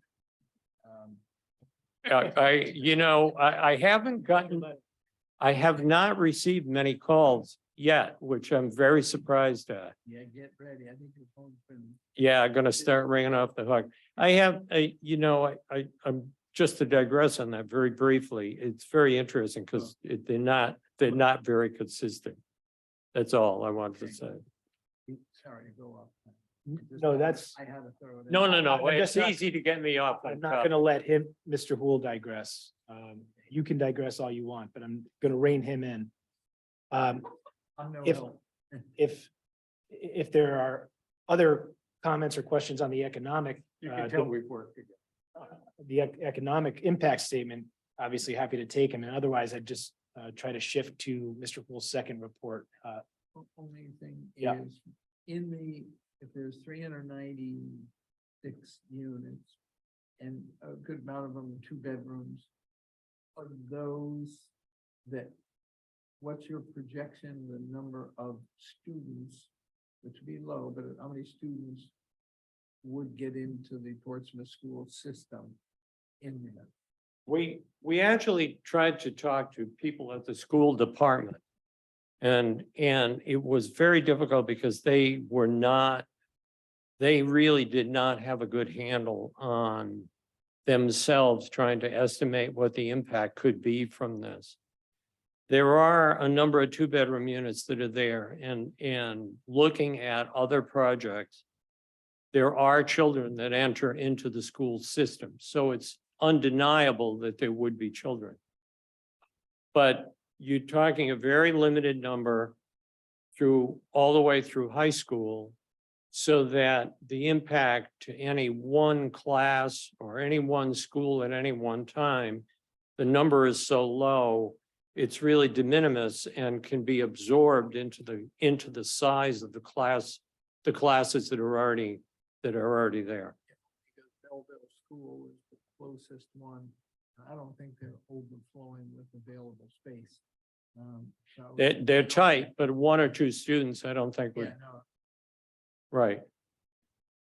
So to the extent 390 or something units is de minimis or not, I guess would it be fair to further the economic impact to tie it to exactly what you said? If it's a similar development in nature or intent to like the boathouse area in Tiverton, is there a prorated analysis where you could look at, yeah, it's mostly senior citizens and it's very, just to confirm, it's de minimis, so. I mean, my own experience in real estate, quite frankly, is I can't picture these selling to many young families, period. You but know, LMIs, the purpose of an LMI is so that somebody has the ability to live in the community that could have, because they're the more likely ones. You're not gonna get a second home to be an LMI. Right? Yeah, Yeah. I think that's fair, and I think that, this, again, I'm taking notes here on some of these specific questions, and my expectation is that when we pull a preliminary plan application together on that checklist, there'll be an economic impact statement at that point as well. And so we've noted a couple of things tonight that we should zero in on in that statement, more detail on, the expected number of families with children who might be occupying this, if we can find any other equivalents. So we can note that and make sure we include that in that next economic impact statement, and try harder to see if we can gather some information from the schools. I know in this first go around, there wasn't a lot of information we could gather from them, but I think with some more time and as we develop this project over the next year, we can look at that. So sort of also understanding sort of your target demographic, and just a half-witted comment, that pickleball, the tennis courts, you don't see any of those recreational facilities out there, but it's getting more popular every day. pickleball, Yeah. you are correct. There is a pool, yeah, I'm sure they'll take. There is a pool, maybe I've All right, well, pickleball's added to the list. added to the I know. list. Just a comment. All right, then, I'll maybe shift into exhibit 2. Yep. Mr. Poole's second report, which we just submitted to you. And the report really just encapsulates what I'm hoping to elicit from Mr. Poole in some direct testimony. But this second report, Jim, is a report of the type of which we ask you to do frequently, and that's to look at a project and assess whether it meets the criteria of whatever level of development we're seeking approval for. That's correct. In this case, we're looking for the planned Marina Village at a master plan stage, correct? Yes. So can you describe to the town your investigation and assessment of whether this development meets the criteria in the ordinance for master plan approval? Well,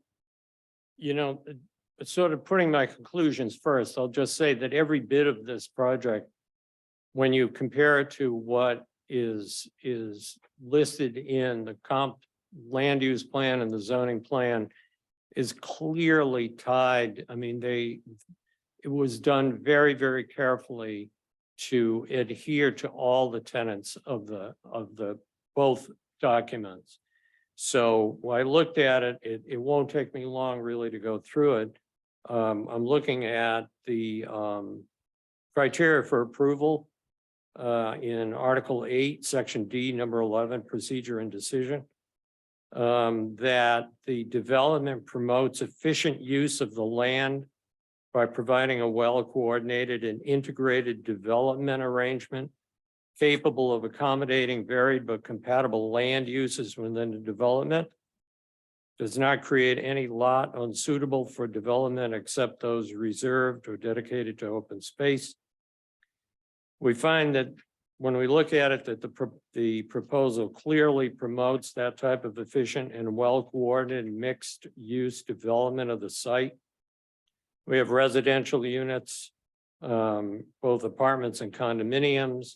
That includes the 10% LMI housing, and which is desperately needed by the town to meet its mandate. There's a mix of retail, restaurant, office space, as well as the marina. I think it's very sensitive to its setting on the water. It establishes greenways and waterfront access for the public. So I think that it very much makes efficient use of the land.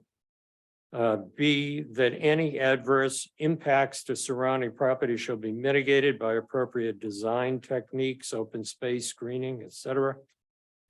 It's clear that that will be taken into consideration in a development of this size. It's important to note that this is a project that is substantially scaled down from a previous project that was partially approved years ago. The current proposal of design that's far less sprawling than that was, it's much smaller. In and unto itself, it reduces the impact to neighboring properties. But then when you look at the neighboring properties, you realize they're either commercial or governmental. They're not, or industrial. They're, we don't have residential properties that are going to be negatively impacted. It's really a perfect setting for this. C, that the development as proposed complies with the standards and provisions of the zoning ordinance. Our review of the zoning code, it relates the proposal, all the standards and provisions are met and satisfied. Ms. Small referred to the height of the building. That's true all the way down. All the dimensions are very much taken into consideration and satisfied. D, there'll be no significant negative environmental impact. Again, not to keep harping on this, but now a designated brownfield and they will remediate the property. It's exactly the opposite of having a negative impact. I think it's really clear that that is not an issue. The proposed development and location are consistent with a comprehensive land use plan. It's very much in, we've already talked about the economic. It promotes the economic growth for the community that you'd like to see, which is of course detailed in element 5 of the comp plan. Element 11, natural hazards, climate change, the buildings will be built, well, of course, with that in mind in today's world. The proposal will supply 10% of residential dwelling units into the affordable housing supply. We need supply in general. There's no, Rhode Island Hospital Trust said in 2019 that we needed something like 300,000 extra dwelling units in the state. And we're not close to having built that many units since that time. We're starting to see the impact now. There's no supply when you look at what's available on the market, and the demand is unceasing. So we need housing in general, but with the 10% affordable, that's a major element. And then when we look at, so it satisfies element 4 of the housing, which is full of referrals to low and moderate income housing. And finally, directly, we see the goals of the land use plan. Specifically, when you look at 12.7, the 1.3, the west side policy, Land use 3.1, support the reuse and redevelopment of former military land. And water infrastructure, develop options for the proposed transfer from Navy ownership. Continue to work with Portsmouth Water and Fire District and the Newport Water and Naval Station regarding future water distribution. Encourage continued marine industrial development, marina expansion, resort tourism accommodations, and public waterfront access as beneficial uses along the west side. And investigate public and private ownership of utilities and infrastructure as a catalyst for future growth. And along the west side, support limited commercial and residential development as part of mixed-use development projects only.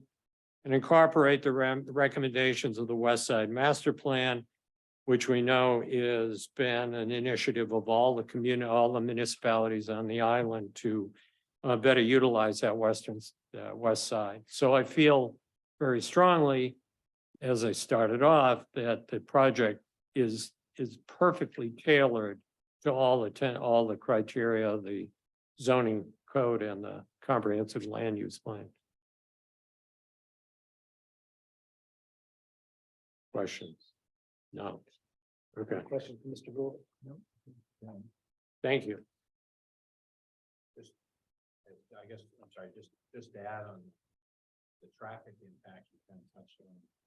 You know, as I think about it, you know, there's alternate routes to the other side of Portsmouth from the Navy base in the commuting hours,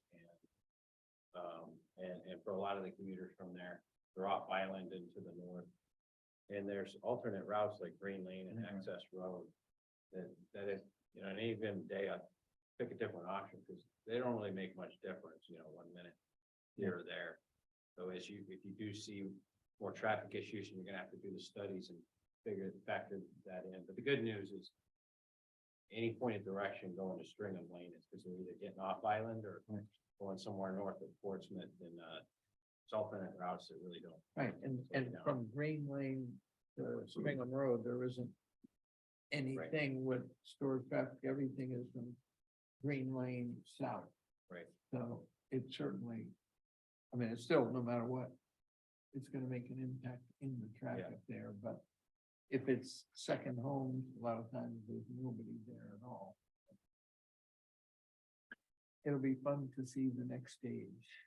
Well, I agree. Could I just have one moment? Absolutely.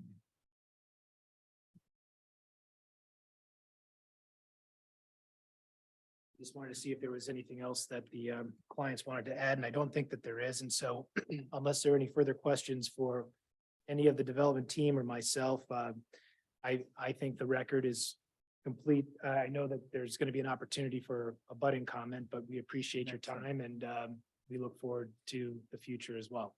Okay, Thank you. so whoever would like to come and speak and ask any questions, please step forward.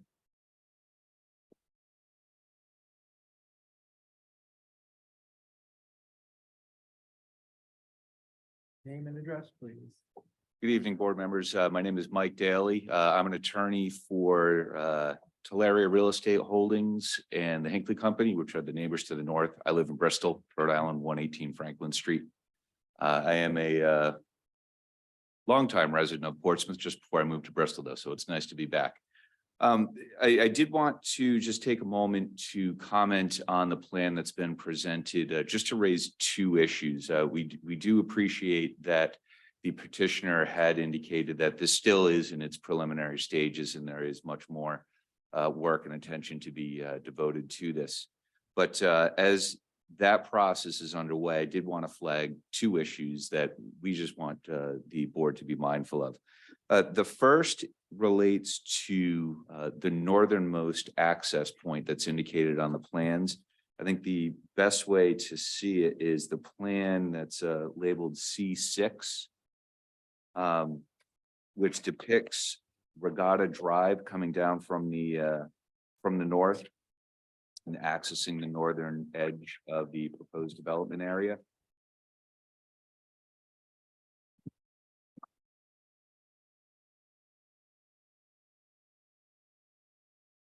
give everybody a minute to track that down.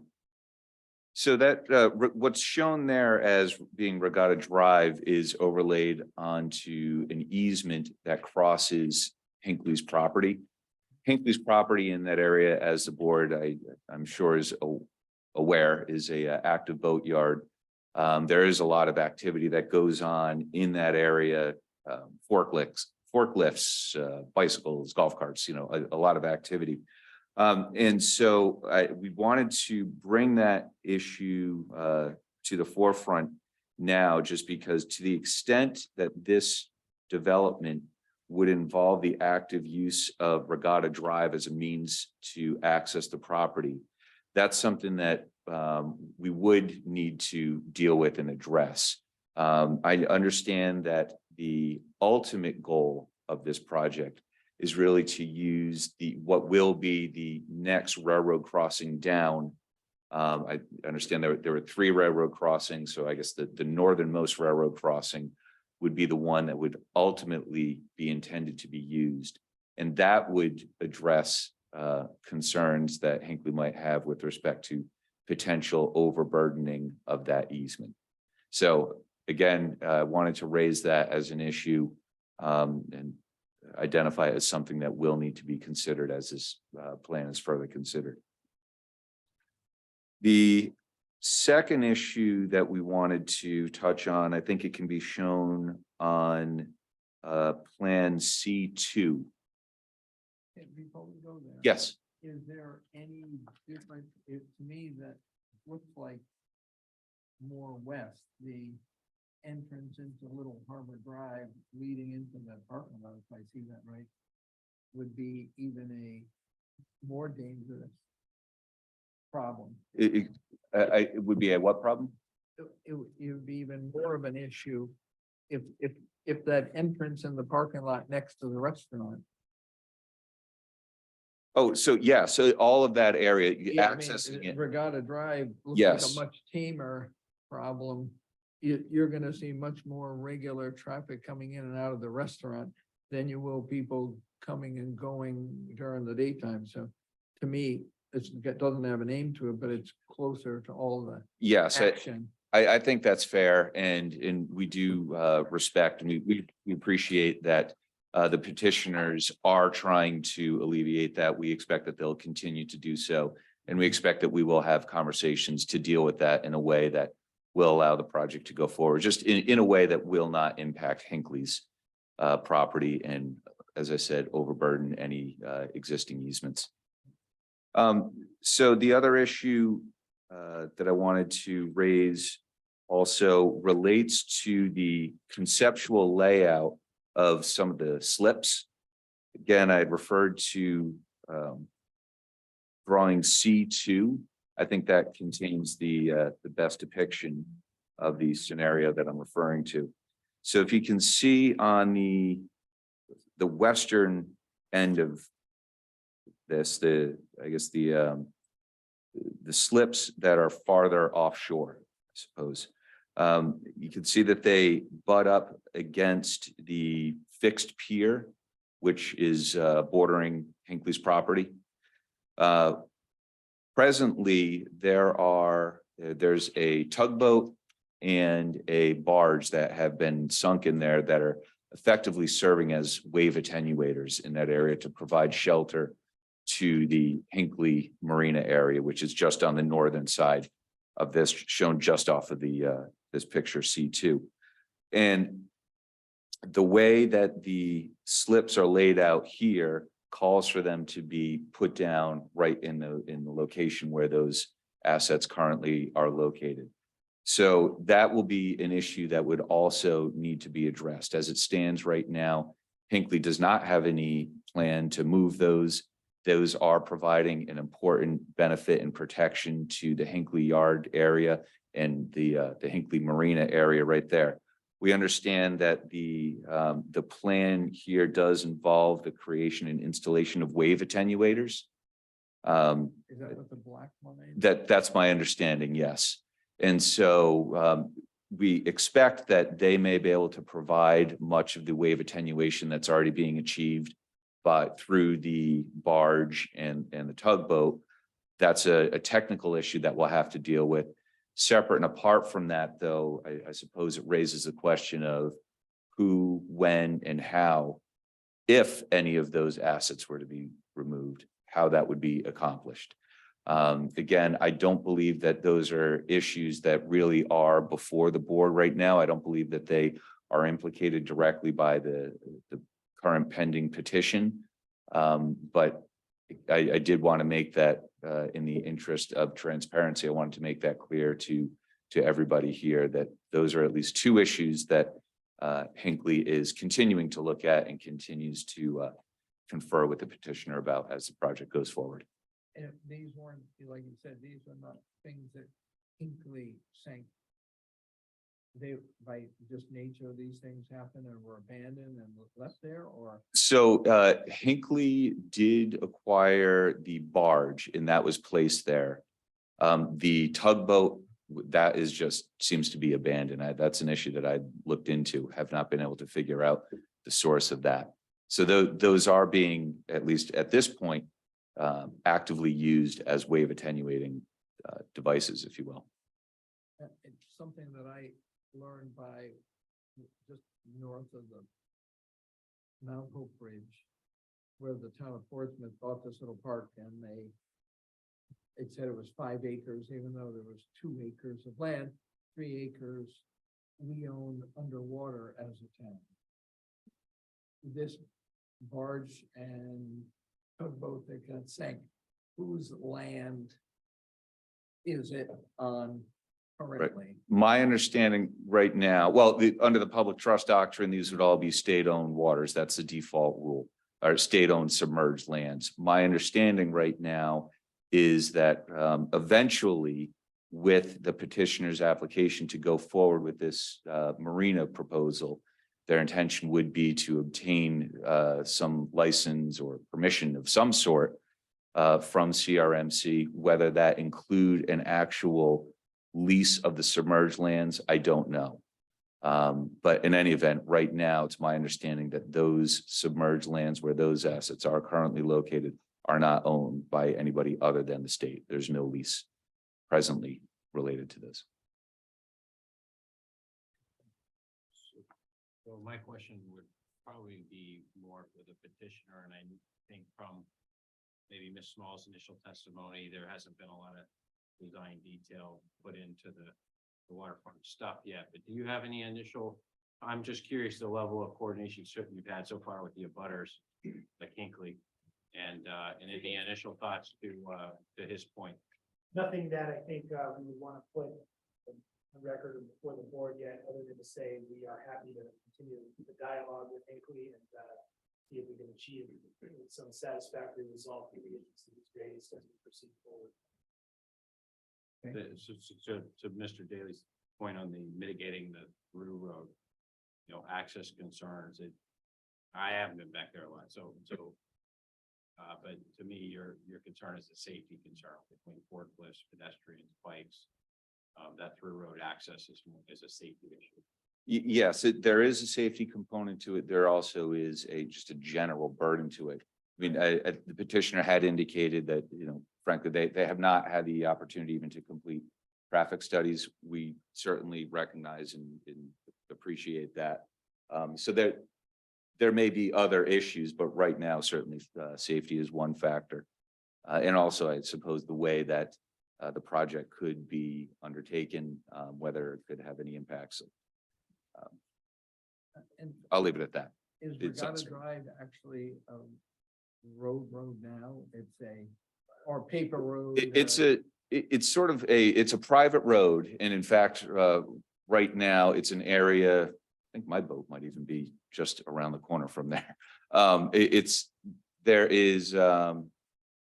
a rarely traveled road. There's not much to get to, I think. Is that a fair way to describe it?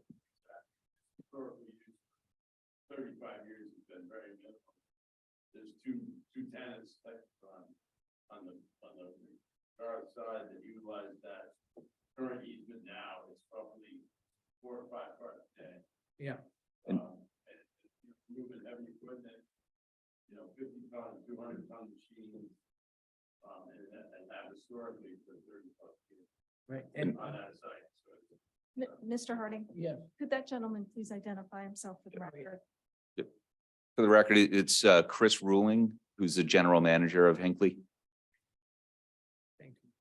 So, unfortunately, what happens is if there is a road and there were rights and the fact that it didn't get used, then the luxury of all these years of having the freedom to drive around and only have 4 people on that road is a luxury that may now, by no fault, the day has come that if, when this all goes through, will have to take place, and it's like it can't be stopped, but Right. Well, so, it's also a forewarning that if you're on that road, you are at a much higher risk, and if they were smart, they'd take another route out of there, but it's a means like for emergency or whatever, a good way to get out of there, but I think your point is a good one, and actually really sort of underscores my purpose in raising this issue. This is not the forum to address those easement and access issues. We simply wanted to raise it so that everybody is aware that it's an issue that will need to be dealt with. thank you. Thank you. So, yeah, and the only initial thought too is as you're getting into the traffic evaluation, you're also going to be looking at the fire department recommendations, and if they want another point of egress, maybe there's a way that you keep the road open, but you find a way to detract people from going that way somehow. I don't know. Certainly looking at all options for Right. best and safest access to all the sites. Thank you. Like a sign, pass at your own risk. Kind of thing. Yeah, Thank you. all right, thank you. Anybody else?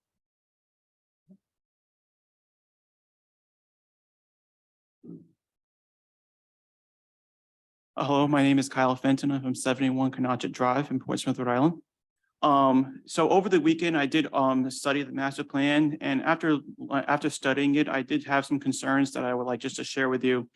So the first concern that I have, I'm sure, and all of you brought it up, is the traffic. I think that will impact not just me and most, but like everyone who's from, works in Navy or Newark, lots of people that live in northern Portsmouth, Tiverton, Fall River, anywhere that comes down Secundit River, utilizes Burma Road quite extensively in order to go into the back gates, so as it's quite used, it's quite frequently used and stuff like that. If at the proposed the proposal of 400 units, I can easily see 800 to 1,000 cars easily, and that amount of traffic on that smaller road and the whole infrastructure, I believe, is just woefully inadequate for those many cars. One comparison I like to speak of is the South Coast Mall in Fall River. So when it was first redeveloped from the got the original name of the mall, but anyway, when it first came on board, there was a whole bunch of traffic issues, jams, accidents, the whole thing. Fall River actually had to spend quite a lot of money to redevelop that area in order to improve the traffic flow. So that is just kind of like one thing that to be of note, that most likely there will have to be a significant investment if this proposal goes through. So the second concern that I have is that if in the proposal, there's as everyone said, there's going to be units on the water side, and there's going to be units on the other side of Burma Road. But one thing I never saw was, a safe way for pedestrians to go one side to the other. So say, for example, I lived on the other side of Burma Road, and I want to go to the restaurant, I have two options. Either I could take my car and drive, like 2 seconds to over there, but most likely I would actually just walk over there. Given that Burma Road is a 45-mile-an-hour road, I think that, there has to be something a lot better. To me, it should be either a walkable bridge or a tunnel or something like that, just so that, something that's not on grade, just so that pedestrians can safely traverse both sides. So, and that's like, that's another one of my concerns. What the other concern I have is also stormwater runoff. Earlier sorry, I think it was late last year, Burma Road and that specific section had to be closed off. Because what happened was that there was so much strain water and it actually flash freezed. And then so we got a notification saying that, hey, don't go in this area of Burma Road, it's closed. So, a lot of traffic had to be rerouted and it was more congested as a result. So that is one thing to be concerned of, is that even though I do see in the master plan that there is drainage areas, I mean, they just look really dinky. I don't think that they can, address the amount of water, that they have in there. So that's obviously that's another thing. Justified is going to have to demonstrate to the state that there's going to be less runoff at the end than there is now. So I think the worst parts of Burma Road are actually probably to the south of them. So it's not necessarily going to fix that, but that's still going to have to come before us. I mean, it's just a concern, I mean, I think that, the worst thing that could ever happen is that those residents are isolated. Just say, hey, the road's unsafe, you can't get out of there, I mean, there should be, obviously, a way to, for anyone to get out so they can get to West Main Road and wherever, So, I mean, that, like I said, that is a concern, Maybe they can put something to go under the road and come up instead of in the I think design, but- I think we recognize it's early on. That's right. And that's the whole Address point rate, of this. address. Exactly. Is this is to say, yeah, this is feasible and there isn't this big giant fight. Mhm. And if they get to go ahead now, then the real details come in. There are gonna be many other meetings like this where it's gonna become much more important to get those details. I mean, it's good that you bring that up, like how do they get across? Because there are no sidewalks, or anything like that. And for those people, they are gonna you want them to get across. And so I am. I'll get across safely, because I can definitely see if everything is that great, there'll definitely be accidents, like pedestrian accidents and stuff like that, just because, like I said, it's a non-lit area and it's at 45 miles an hour. Be fair, yeah, that's absolutely right. And having, again, driven that road for some time, it was the current CEO, Captain McIver, who changed it from 35 to 45. Mhm. And what I found is everybody drove 50 and a 35. Now everybody drives 50 and a 45. That's correct. It's essentially, in some respects, it's better because the flow of traffic is consistent. You're not having the 50-mile-an-hour guy run up against the 35 rule follower. But to your point, yeah, pedestrian safety is not something that most people are thinking of there. Although you do have the bike lanes, pedestrian lanes already, where there's not a lot, but in the summertime, people are looking out for bikers. So, but yeah, it's a best road. That you have to bring that down again. And without this development, there's that brief time. I never get out of the office by 4 p.m. But if I happen to head up Stringham Road tomorrow on Thursday, it already could use a update to the traffic study. If you're trying to continue northbound, it's pretty backed up. So for all considerations, I would imagine, just talking out loud, you would need the state involved in larger implications of the throughput through there. Another concern that I have is actually at the railroad right of way. The railroad right of way. And so it's in this part of the master plan over here, I don't see any protections for the residents in terms of if there was a train to pass through. I know for for a couple of years now, the only thing that's used the Newport secondary rail is the Rail Explorers bikes. So those are relatively small. If someone got hit by it, they all most likely survive. But what's happening is that the dinner train cars, they're actually restarting now. I mean, they've done ever since 2021. They have actually, done full lengths from Newport all the way to Sakonnet River. And I think they said, and I've been looking at some YouTube videos of a guy who knows those people, And it seems like there's a good chance that they're actually going to restart somewhat of a routine service back in either this year or next year.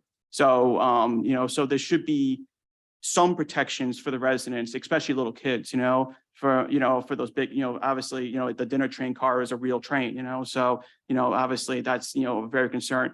I mean, the good thing is that that rail rate is restricted, which means it only can go 10 miles an hour. So it's not going to just come up right to you like an Excel train or something like that. But I mean, it's still of concern. People, like a kid can come up and says, "Oh, I dare you," or something like that, So it's like I said, there should be some sort of what's it called? Lane markers or fences or something like that to protect the residents from the train. And the last concern that I have is actually of the slips themselves. So after taking a look at this, I mean, this seems to be very big. I can't tell exactly what the amount of feet is and stuff like that. The only thing, but like I say, it looks pretty large, in my opinion. One of the things is that I know a lot of boats themselves use Weaver's Cove as a way to like stamp, to park there for a little bit before they can maybe go to Hinckley's or another place. So with less water between like Dwyer Island and the slips, I think there's more chance of boat interactions and stuff like that. So I just, like I said, just a couple of concerns of mine. All right. Thank you. Thank you.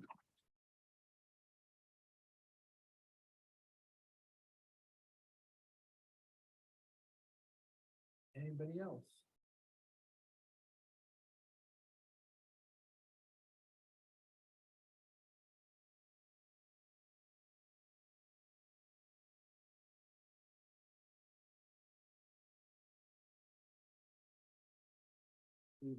Steve Johnson, 44 Wapping Road, Chair of the Portsmouth Economic Development Committee, and the brand new chair of the Aquidneck Island Planning Commission that did the 2005 West Side Master Plan. When petitioner came before the Portsmouth Economic Development Committee just to brief us on what they were talking about, we asked a series of questions, most of which have been dealt with and addressed this evening. The report that Mr. Houle did on the economic impact strikes us at a high level as being conservative. That is, the economic impact to the town of Portsmouth should be quite positive. As one of those elderly people who drives 2 electric vehicles, I was glad to see your comment. The issue that I didn't hear tonight, but that is tied together with Safe Harbor and petitioner, is that the concern that many people have for the transportation issues that have been touched on this evening, I think those are valid concerns. And there is certainly, at least, is the possibility that there would be some commuting distance where workforce housing that would be able to serve Safe Harbor, Hinckley, and other marine trades folks, that they wouldn't have to drive. They would be able to bicycle to work if they were able to afford one of the townhouses or other units that were there. So to me, that's an additional potential bonus. Regarding Burma Road itself, there is certainly the need to remanufacture that road at some point so that it becomes a reliable mode of transportation north-south, potentially even a third artery along with East Main and West Main that provides evacuation routes, but also provides a more reliable source for those people who are going to work south to Newark or going work north to Safe Harbor, Hinckley, and the other marine trades in that vicinity. There is work now in studying that road as to what needs to be done and searching for the funds that would be the multi-million-dollar funds that would be necessary to bring Defense Highway Burma Road up to this point where it's reasonable to think that RIDOT could take it over and have the future maintenance responsibility, which clearly to me as an individual makes sense to do. there is also a need to update that 2005 West Side Master Plan, because here we have petitioner doing something that is very complete in what it is, but it is, as has been mentioned by several people, but a large piece of a larger puzzle. And how does this proposed development fit into what the town and what Aquidneck Island as a whole would like to see at that area? So I think there are many questions to be answered there. I don't see anything that concerns me as an individual at the highest level, but that old phrase about the devil in the details, there is a lot of work to do after the conceptual master plan is approved and moves forward, assuming that were to happen. The one thing that we last year, when the petitioner came before the Economic Development Committee, we did ask about workforce housing and whether that would be possible. We did ask about the connection of the greenway across the problematic wetlands there. And so I was glad to see that that issue was raised and that CRMC has raised it as well as we did. In some types of developments, and help me here, there is the opportunity to do that 10% off-site as some kind of a balancing combination thing that would allow the development itself to be able to use in a more integrated way. I have a question at the end of these statements, which is it possible to do the LMI elsewhere, or is the plan to do it exclusively on site? And that's it. That's the question. I believe I can answer because I've asked that question in the past. Okay. As long as it is in Portsmouth and not some other town, there has been probably, I think Ed will be able to back this up, probably 8 or 10 people that have said that they would do that, and it never happened. So we've never successfully gotten a single unit somewhere else built for a project that had gotten developed. We've gotten burned on the deal. You know, a lot of times they'll build 80% of it and then the project shuts down and nothing ever got built. And If It they just commit never- to it as part of a phasing plan, though, it's not to preclude. well, that's It's why not here we were saying that if you only develop a third of it now, we need a third of the LMI. If you can find a piece of land somewhere else in Portsmouth that is someplace, at least at the time when I asked that question, it was possible. There was a time that they were saying, instead of spending the money and actually building it, that they would wanted a number for what that dollar value was, and they would throw it in the pot and then put it on the town's shoulder to build some LMI somewhere else or something, and that went over like a lead balloon. So, but to the answer, I believe if there was land and it was amendable to it and it could be treated as it certainly. One of the other questions we've always said, for example, mobile home parks, they don't count in the number because you don't own the land. If there was land that had individual lots or everybody became owners, a mobile home park, every one of those mobile homes would count towards it. But because they don't own the land underneath, it does not count for the number. And there are quite a few mobile homes in Portsmouth, but they're not counted in the number because of that. Thank you for the clarification. That is what I had understood as well, is that there isn't officially a bar, but it hasn't been done successfully in the past. And I do not have a personal opinion, nor do either of my groups, on whether it should be on-site or off-site or a mix in terms of where that LMI requirement is met. But I just wanted to see whether that is an option. And I was curious as to what petitioner might have in mind or be thinking about in that area. One of my things is I know if I worked in the shipyard and my life was shipyard boat, I maybe have a cool motorcycle, cool old truck. I don't necessarily want to be, or does the person who has it as their second home while their yacht is right there, particularly want my diesel truck with big stacks and my motorcycle parked right next to there. And so if there was a place that made everybody happy, I'm sure that would be fine, but as of yet, it has not been successfully done. Again, speaking as an individual, the opportunity for the town of Portsmouth to have such a significant contributor in a positive economic way makes sense, as long as all of the environmental issues, all of the transportation issues, all of the housing issues, the climate resiliency issues, and those other things that my groups are concerned with are addressed, as I'm confident they will be before they get final approval. That's what I observed tonight, Mr. Tibbetts. There were things like where the new senior center is being built.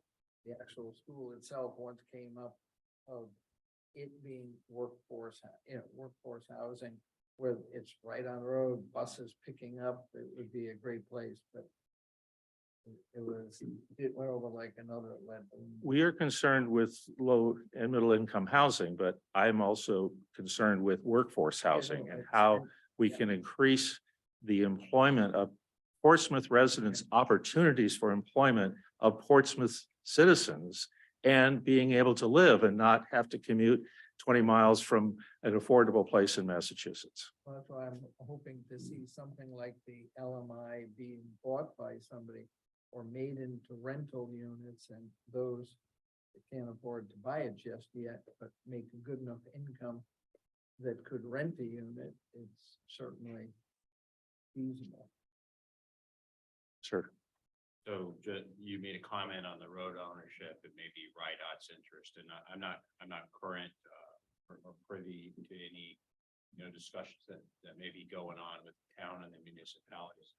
I can say to the past, the ownership of the road was in part complicated by the infrastructure under the road. Yes, The absolutely. ownership of the distribution lines, and then the city of Newport, actually had the water. So, and then you get into the quasi municipal Portsmouth Water and Fire District jurisdiction, where they're allowed to operate, where they want to operate.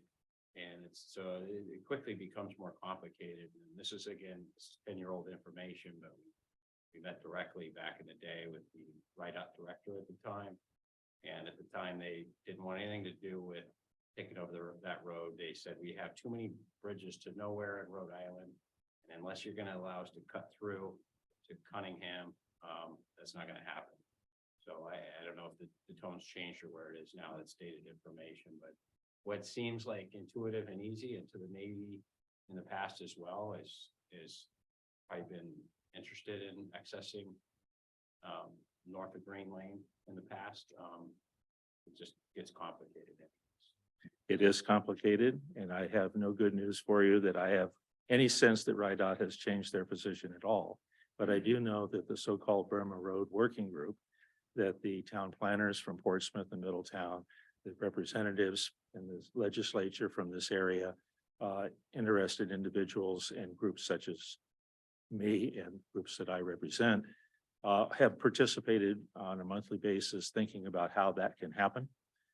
And there is certainly the possibility of creating through ODLCC, getting a land use compatibility study around the Naval Station Newport that would, amongst other things, address the transportation issues and the issues around the road that in turn might provide the opportunity to provide the multi-million-dollar funding from the federal government that would potentially be the catalyst for breaking this decade, it's longer than decade-long logjam. That's what we're trying to do. And to tie that back to what we are doing here tonight, the opportunity that having this proposed marina and housing development gives additional impetus for doing something, but it also makes it more important to do something. So I see this as being synergistic in an optimistic, not pessimistic way. Yeah, no, that's great. I think it will take some liability cost to change jurisdiction and ownership. so that's good news. It's gonna take the town's. Thank you for your including the time. town of Thank you. the Navy.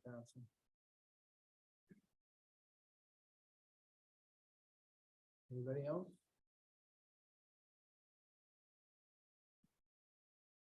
There are two people online. We'll see if they have any Sure, that'd be great. objections, comments, concerns. Yep. Just virtually raise your hand, please. We'll elevate you.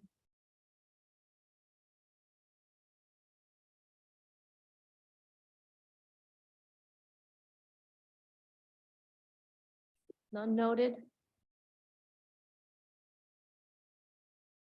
Well, Mr. Chair, I just wanted to take a second to sort of recap and thank you all for your time. It's been a long hearing. I want to thank the council and members of the public who've spoken. We've heard their concerns and questions. We've heard the questions you've raised.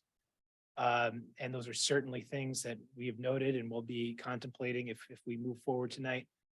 I do want to emphasize, however, that I think we've put into evidence tonight through experts, Lynn Small and Jim Poole, and as well as the staff report, I think more than establishes that this proposal meets the criteria for approval at master plan. So we respectfully request that approval and then we will hopefully get to work on all of these details. So thank you again for your time. Okay. Yeah. I'm No. sorry, I don't mean to belabor this point. I just want to clarify from one of the last comments. There isn't the current plan is to build the low to moderate income housing on site, right? It is the plan because we believe that's what the obligation is. I will acknowledge that there has always been a lot of discussion and contemplation for even with experts in the LMI field, church community, other entities that specialize in that there's better funding sources and better ways of developing more opportunities for low-income housing with it separated. And so our obligation under our ordinance as it stands is to include it in our development. And that's what we intend to do. If in our discussions from this point forward, as we prepare for preliminary plan, we determine through discussions with those experts that there's a different opportunity that makes sense for everybody, that is something that will happen, not pie in the sky and it's going to go away. You know, we're not going to let that happen. It's either going to be part of this development or it's going to happen elsewhere, but the plan is for it to is built into this development. And I just caution that because there is a lot of discussion in that field that there might be a better way of doing it. So I just want to leave that potential on the table, but our plan is for it to be included in this development pro rata as we go. That is how this plan has been developed. And I just add that caveat because there is a lot of question about that possibility down the line. That because it's written in everything here, we're voting on as presented tonight. That's right. So they'd have to come and change it. We have to re-go through it. If we're gonna approve the master plan tonight, it's based on exactly as presented. So there's nothing in what we have presented tonight that would allow us to deviate from that. That's part of the approval you'd be granting tonight.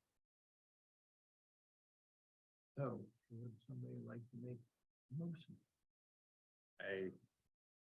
I'll make the motion. It's a long one. Yeah. I will make a motion to grant master plan approval for the major plan Marina Village development. Incorporating with consideration, I'd say to be addressed ahead of the preliminary plan approval. The exhibit 1 comments by DPW and fire department.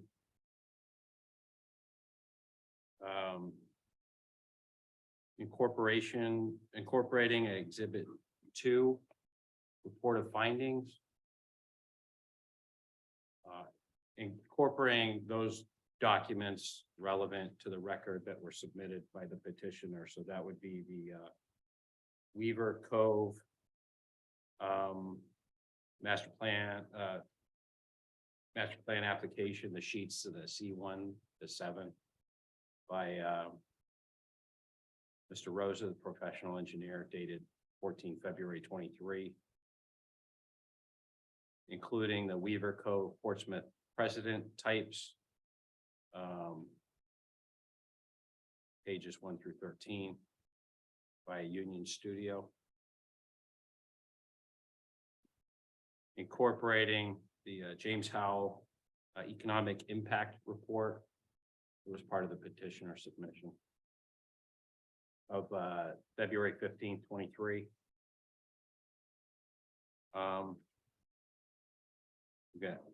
So I've got based on coordinating a site visit performed or proposed to the planning board, accessing features and characteristics of the area. Again, prior to requesting preliminary plan approval. I've got, again, ahead of preliminary plan, consideration of transportation, pedestrian, rail safety, and flow protections, including consideration to mitigations of through road easement access concerns by abutters. I'll say while conforming to fire department recommendations as part of that. And incorporating the LMI considerations honoring the Newport Beach Club commitment. I won't say the 6 because that was a bit off the cuff. We don't know the number. But that commitment as part of this and on a pro rata basis, not loaded into the last phase, plus the 10% of whatever your final build out. And also I'll add the CRMC, addressing the CRMC consideration requesting that you connect the public pathway. So I think that's everything I had. Hold on. I mentioned that, those considerations. Oh, I'm sorry. Yeah, thank you. Yeah, and this is to the recommendation from our planning officer. I want to add, Dee Dee, this is the paragraph 5. All preliminary plan checklist requirements shall be fulfilled prior to submission for the next level submission. Any outstanding technical concerns relating to this project are expected to be addressed at the preliminary phase of review when on-call engineer will peer review the project at the applicant's expense. Did that make sense? I don't think we discussed that.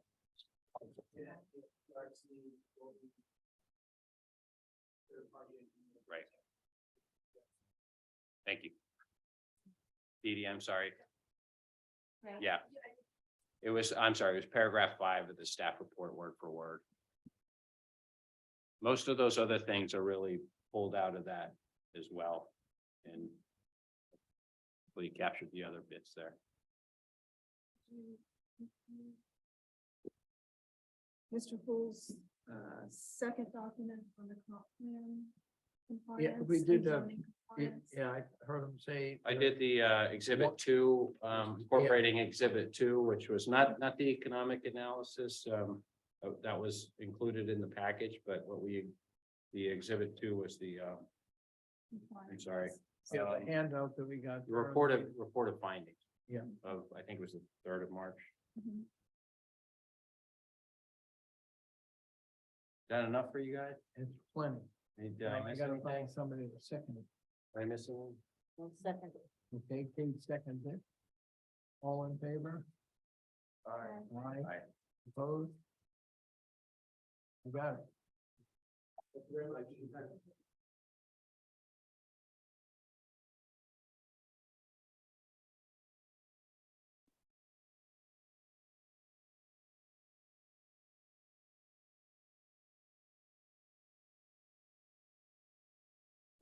Good job, Mr. Harding.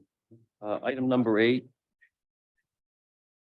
Lee, are you prepared to discuss item 8, discuss process for approving and recording written planning board decision, past and future practice? I'm ready. Is everybody else ready? We're ready.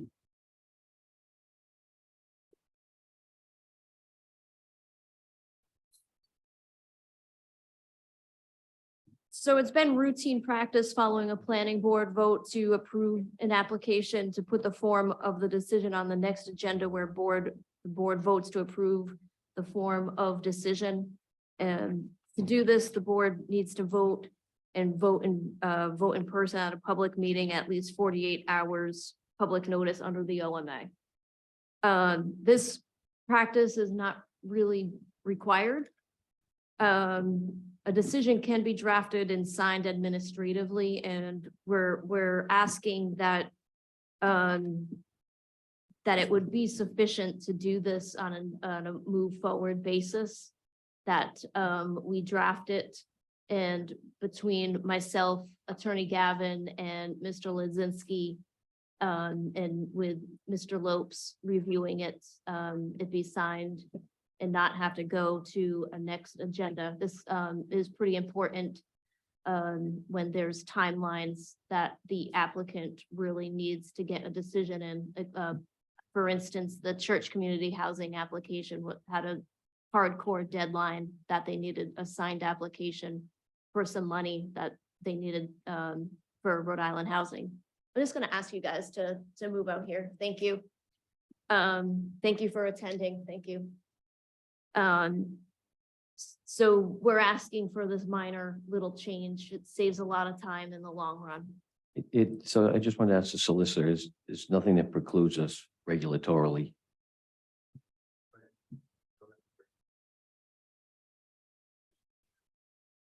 Form of the decisions on zoning decisions doesn't go back to. Because we've already voted to begin with, too. Typically, mostly, catching a typo or two, and that can be done through us, Right. and then that way you're not holding up the developer and not putting the town at risk of not meeting town's obligations in terms of. Makes sense. What's With the- that decision then, so if it's not approved from here, a lot of it's duplicated in the minutes, and so if we had to edit or twist, like you said, a typo, which is all we ever really catch. And rarely at that, because they're perfect, right? All right, but Right, you're good, you're good. but I mean, it duplicates that, so there's an opportunity to adjust the decision to reflect any correction through the minutes, or would you? Yeah, would you wait until the minutes are approved to say, okay, well, the minutes are approved, because a lot of times the language is built in there and redundant. Not the findings of fact, but the rest of it. Well, it's really apples and oranges in the minutes. I mean, the decision doesn't have to recite the entire minutes and duplicate every person that spoke at the meeting either. No, okay. Yeah, I mean, isn't what you're saying, with it's still causing it to wait all that time, this whole idea is to shorten the time. I'm assuming they're gonna look the same. The formality is, we don't have to vote on what we already know we Yeah, discussed last month. Correct. And we're just trying to waive that. But if it said that Luke made the motion, but I was the one that made the motion, just correcting an error Absolutely. through the minutes, you would be able to still, let's correct the decision. The decision was wrong on that as well. The decision's gonna look the same. You're still gonna have a documented record of the decision. All Absolutely. you're doing is you have a counterbalance. If you have a correction in the minutes, oh no, that guy didn't really speak, it was this guy. Mhm. Or he didn't really say that. Doesn't happen very often, right? But if you did, you you can adjust the decision. Correct. It always issue a corrected decision. Okay. I got enough confidence in our solicitor and Leah to catch what we can. And it streamlines the decision. It's just my own personal opinion. We don't need to make a motion on that, do we? Do we need a motion, Mr. Solicitor? Well, let me just ask, does anybody object to this procedural change? Okay, I think we can do it. Thank you. All right. Thank you. Yeah, thanks for continuing looking out for us, Leah. Last up is the monthly project status report. What's the pleasure of the board? Motion to accept and place on file project status report, subdivision plan report. Mr. Tibbetts first, Mr. Garso second. Any discussion on the motion? All in favor, say aye.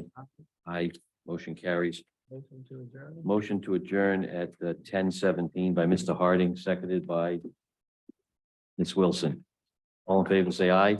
Aye. Right. Thank you. It's a long one. Yeah. Oh, I know. Yeah. I thought it was good. All right. I just wanted to double check all the points here.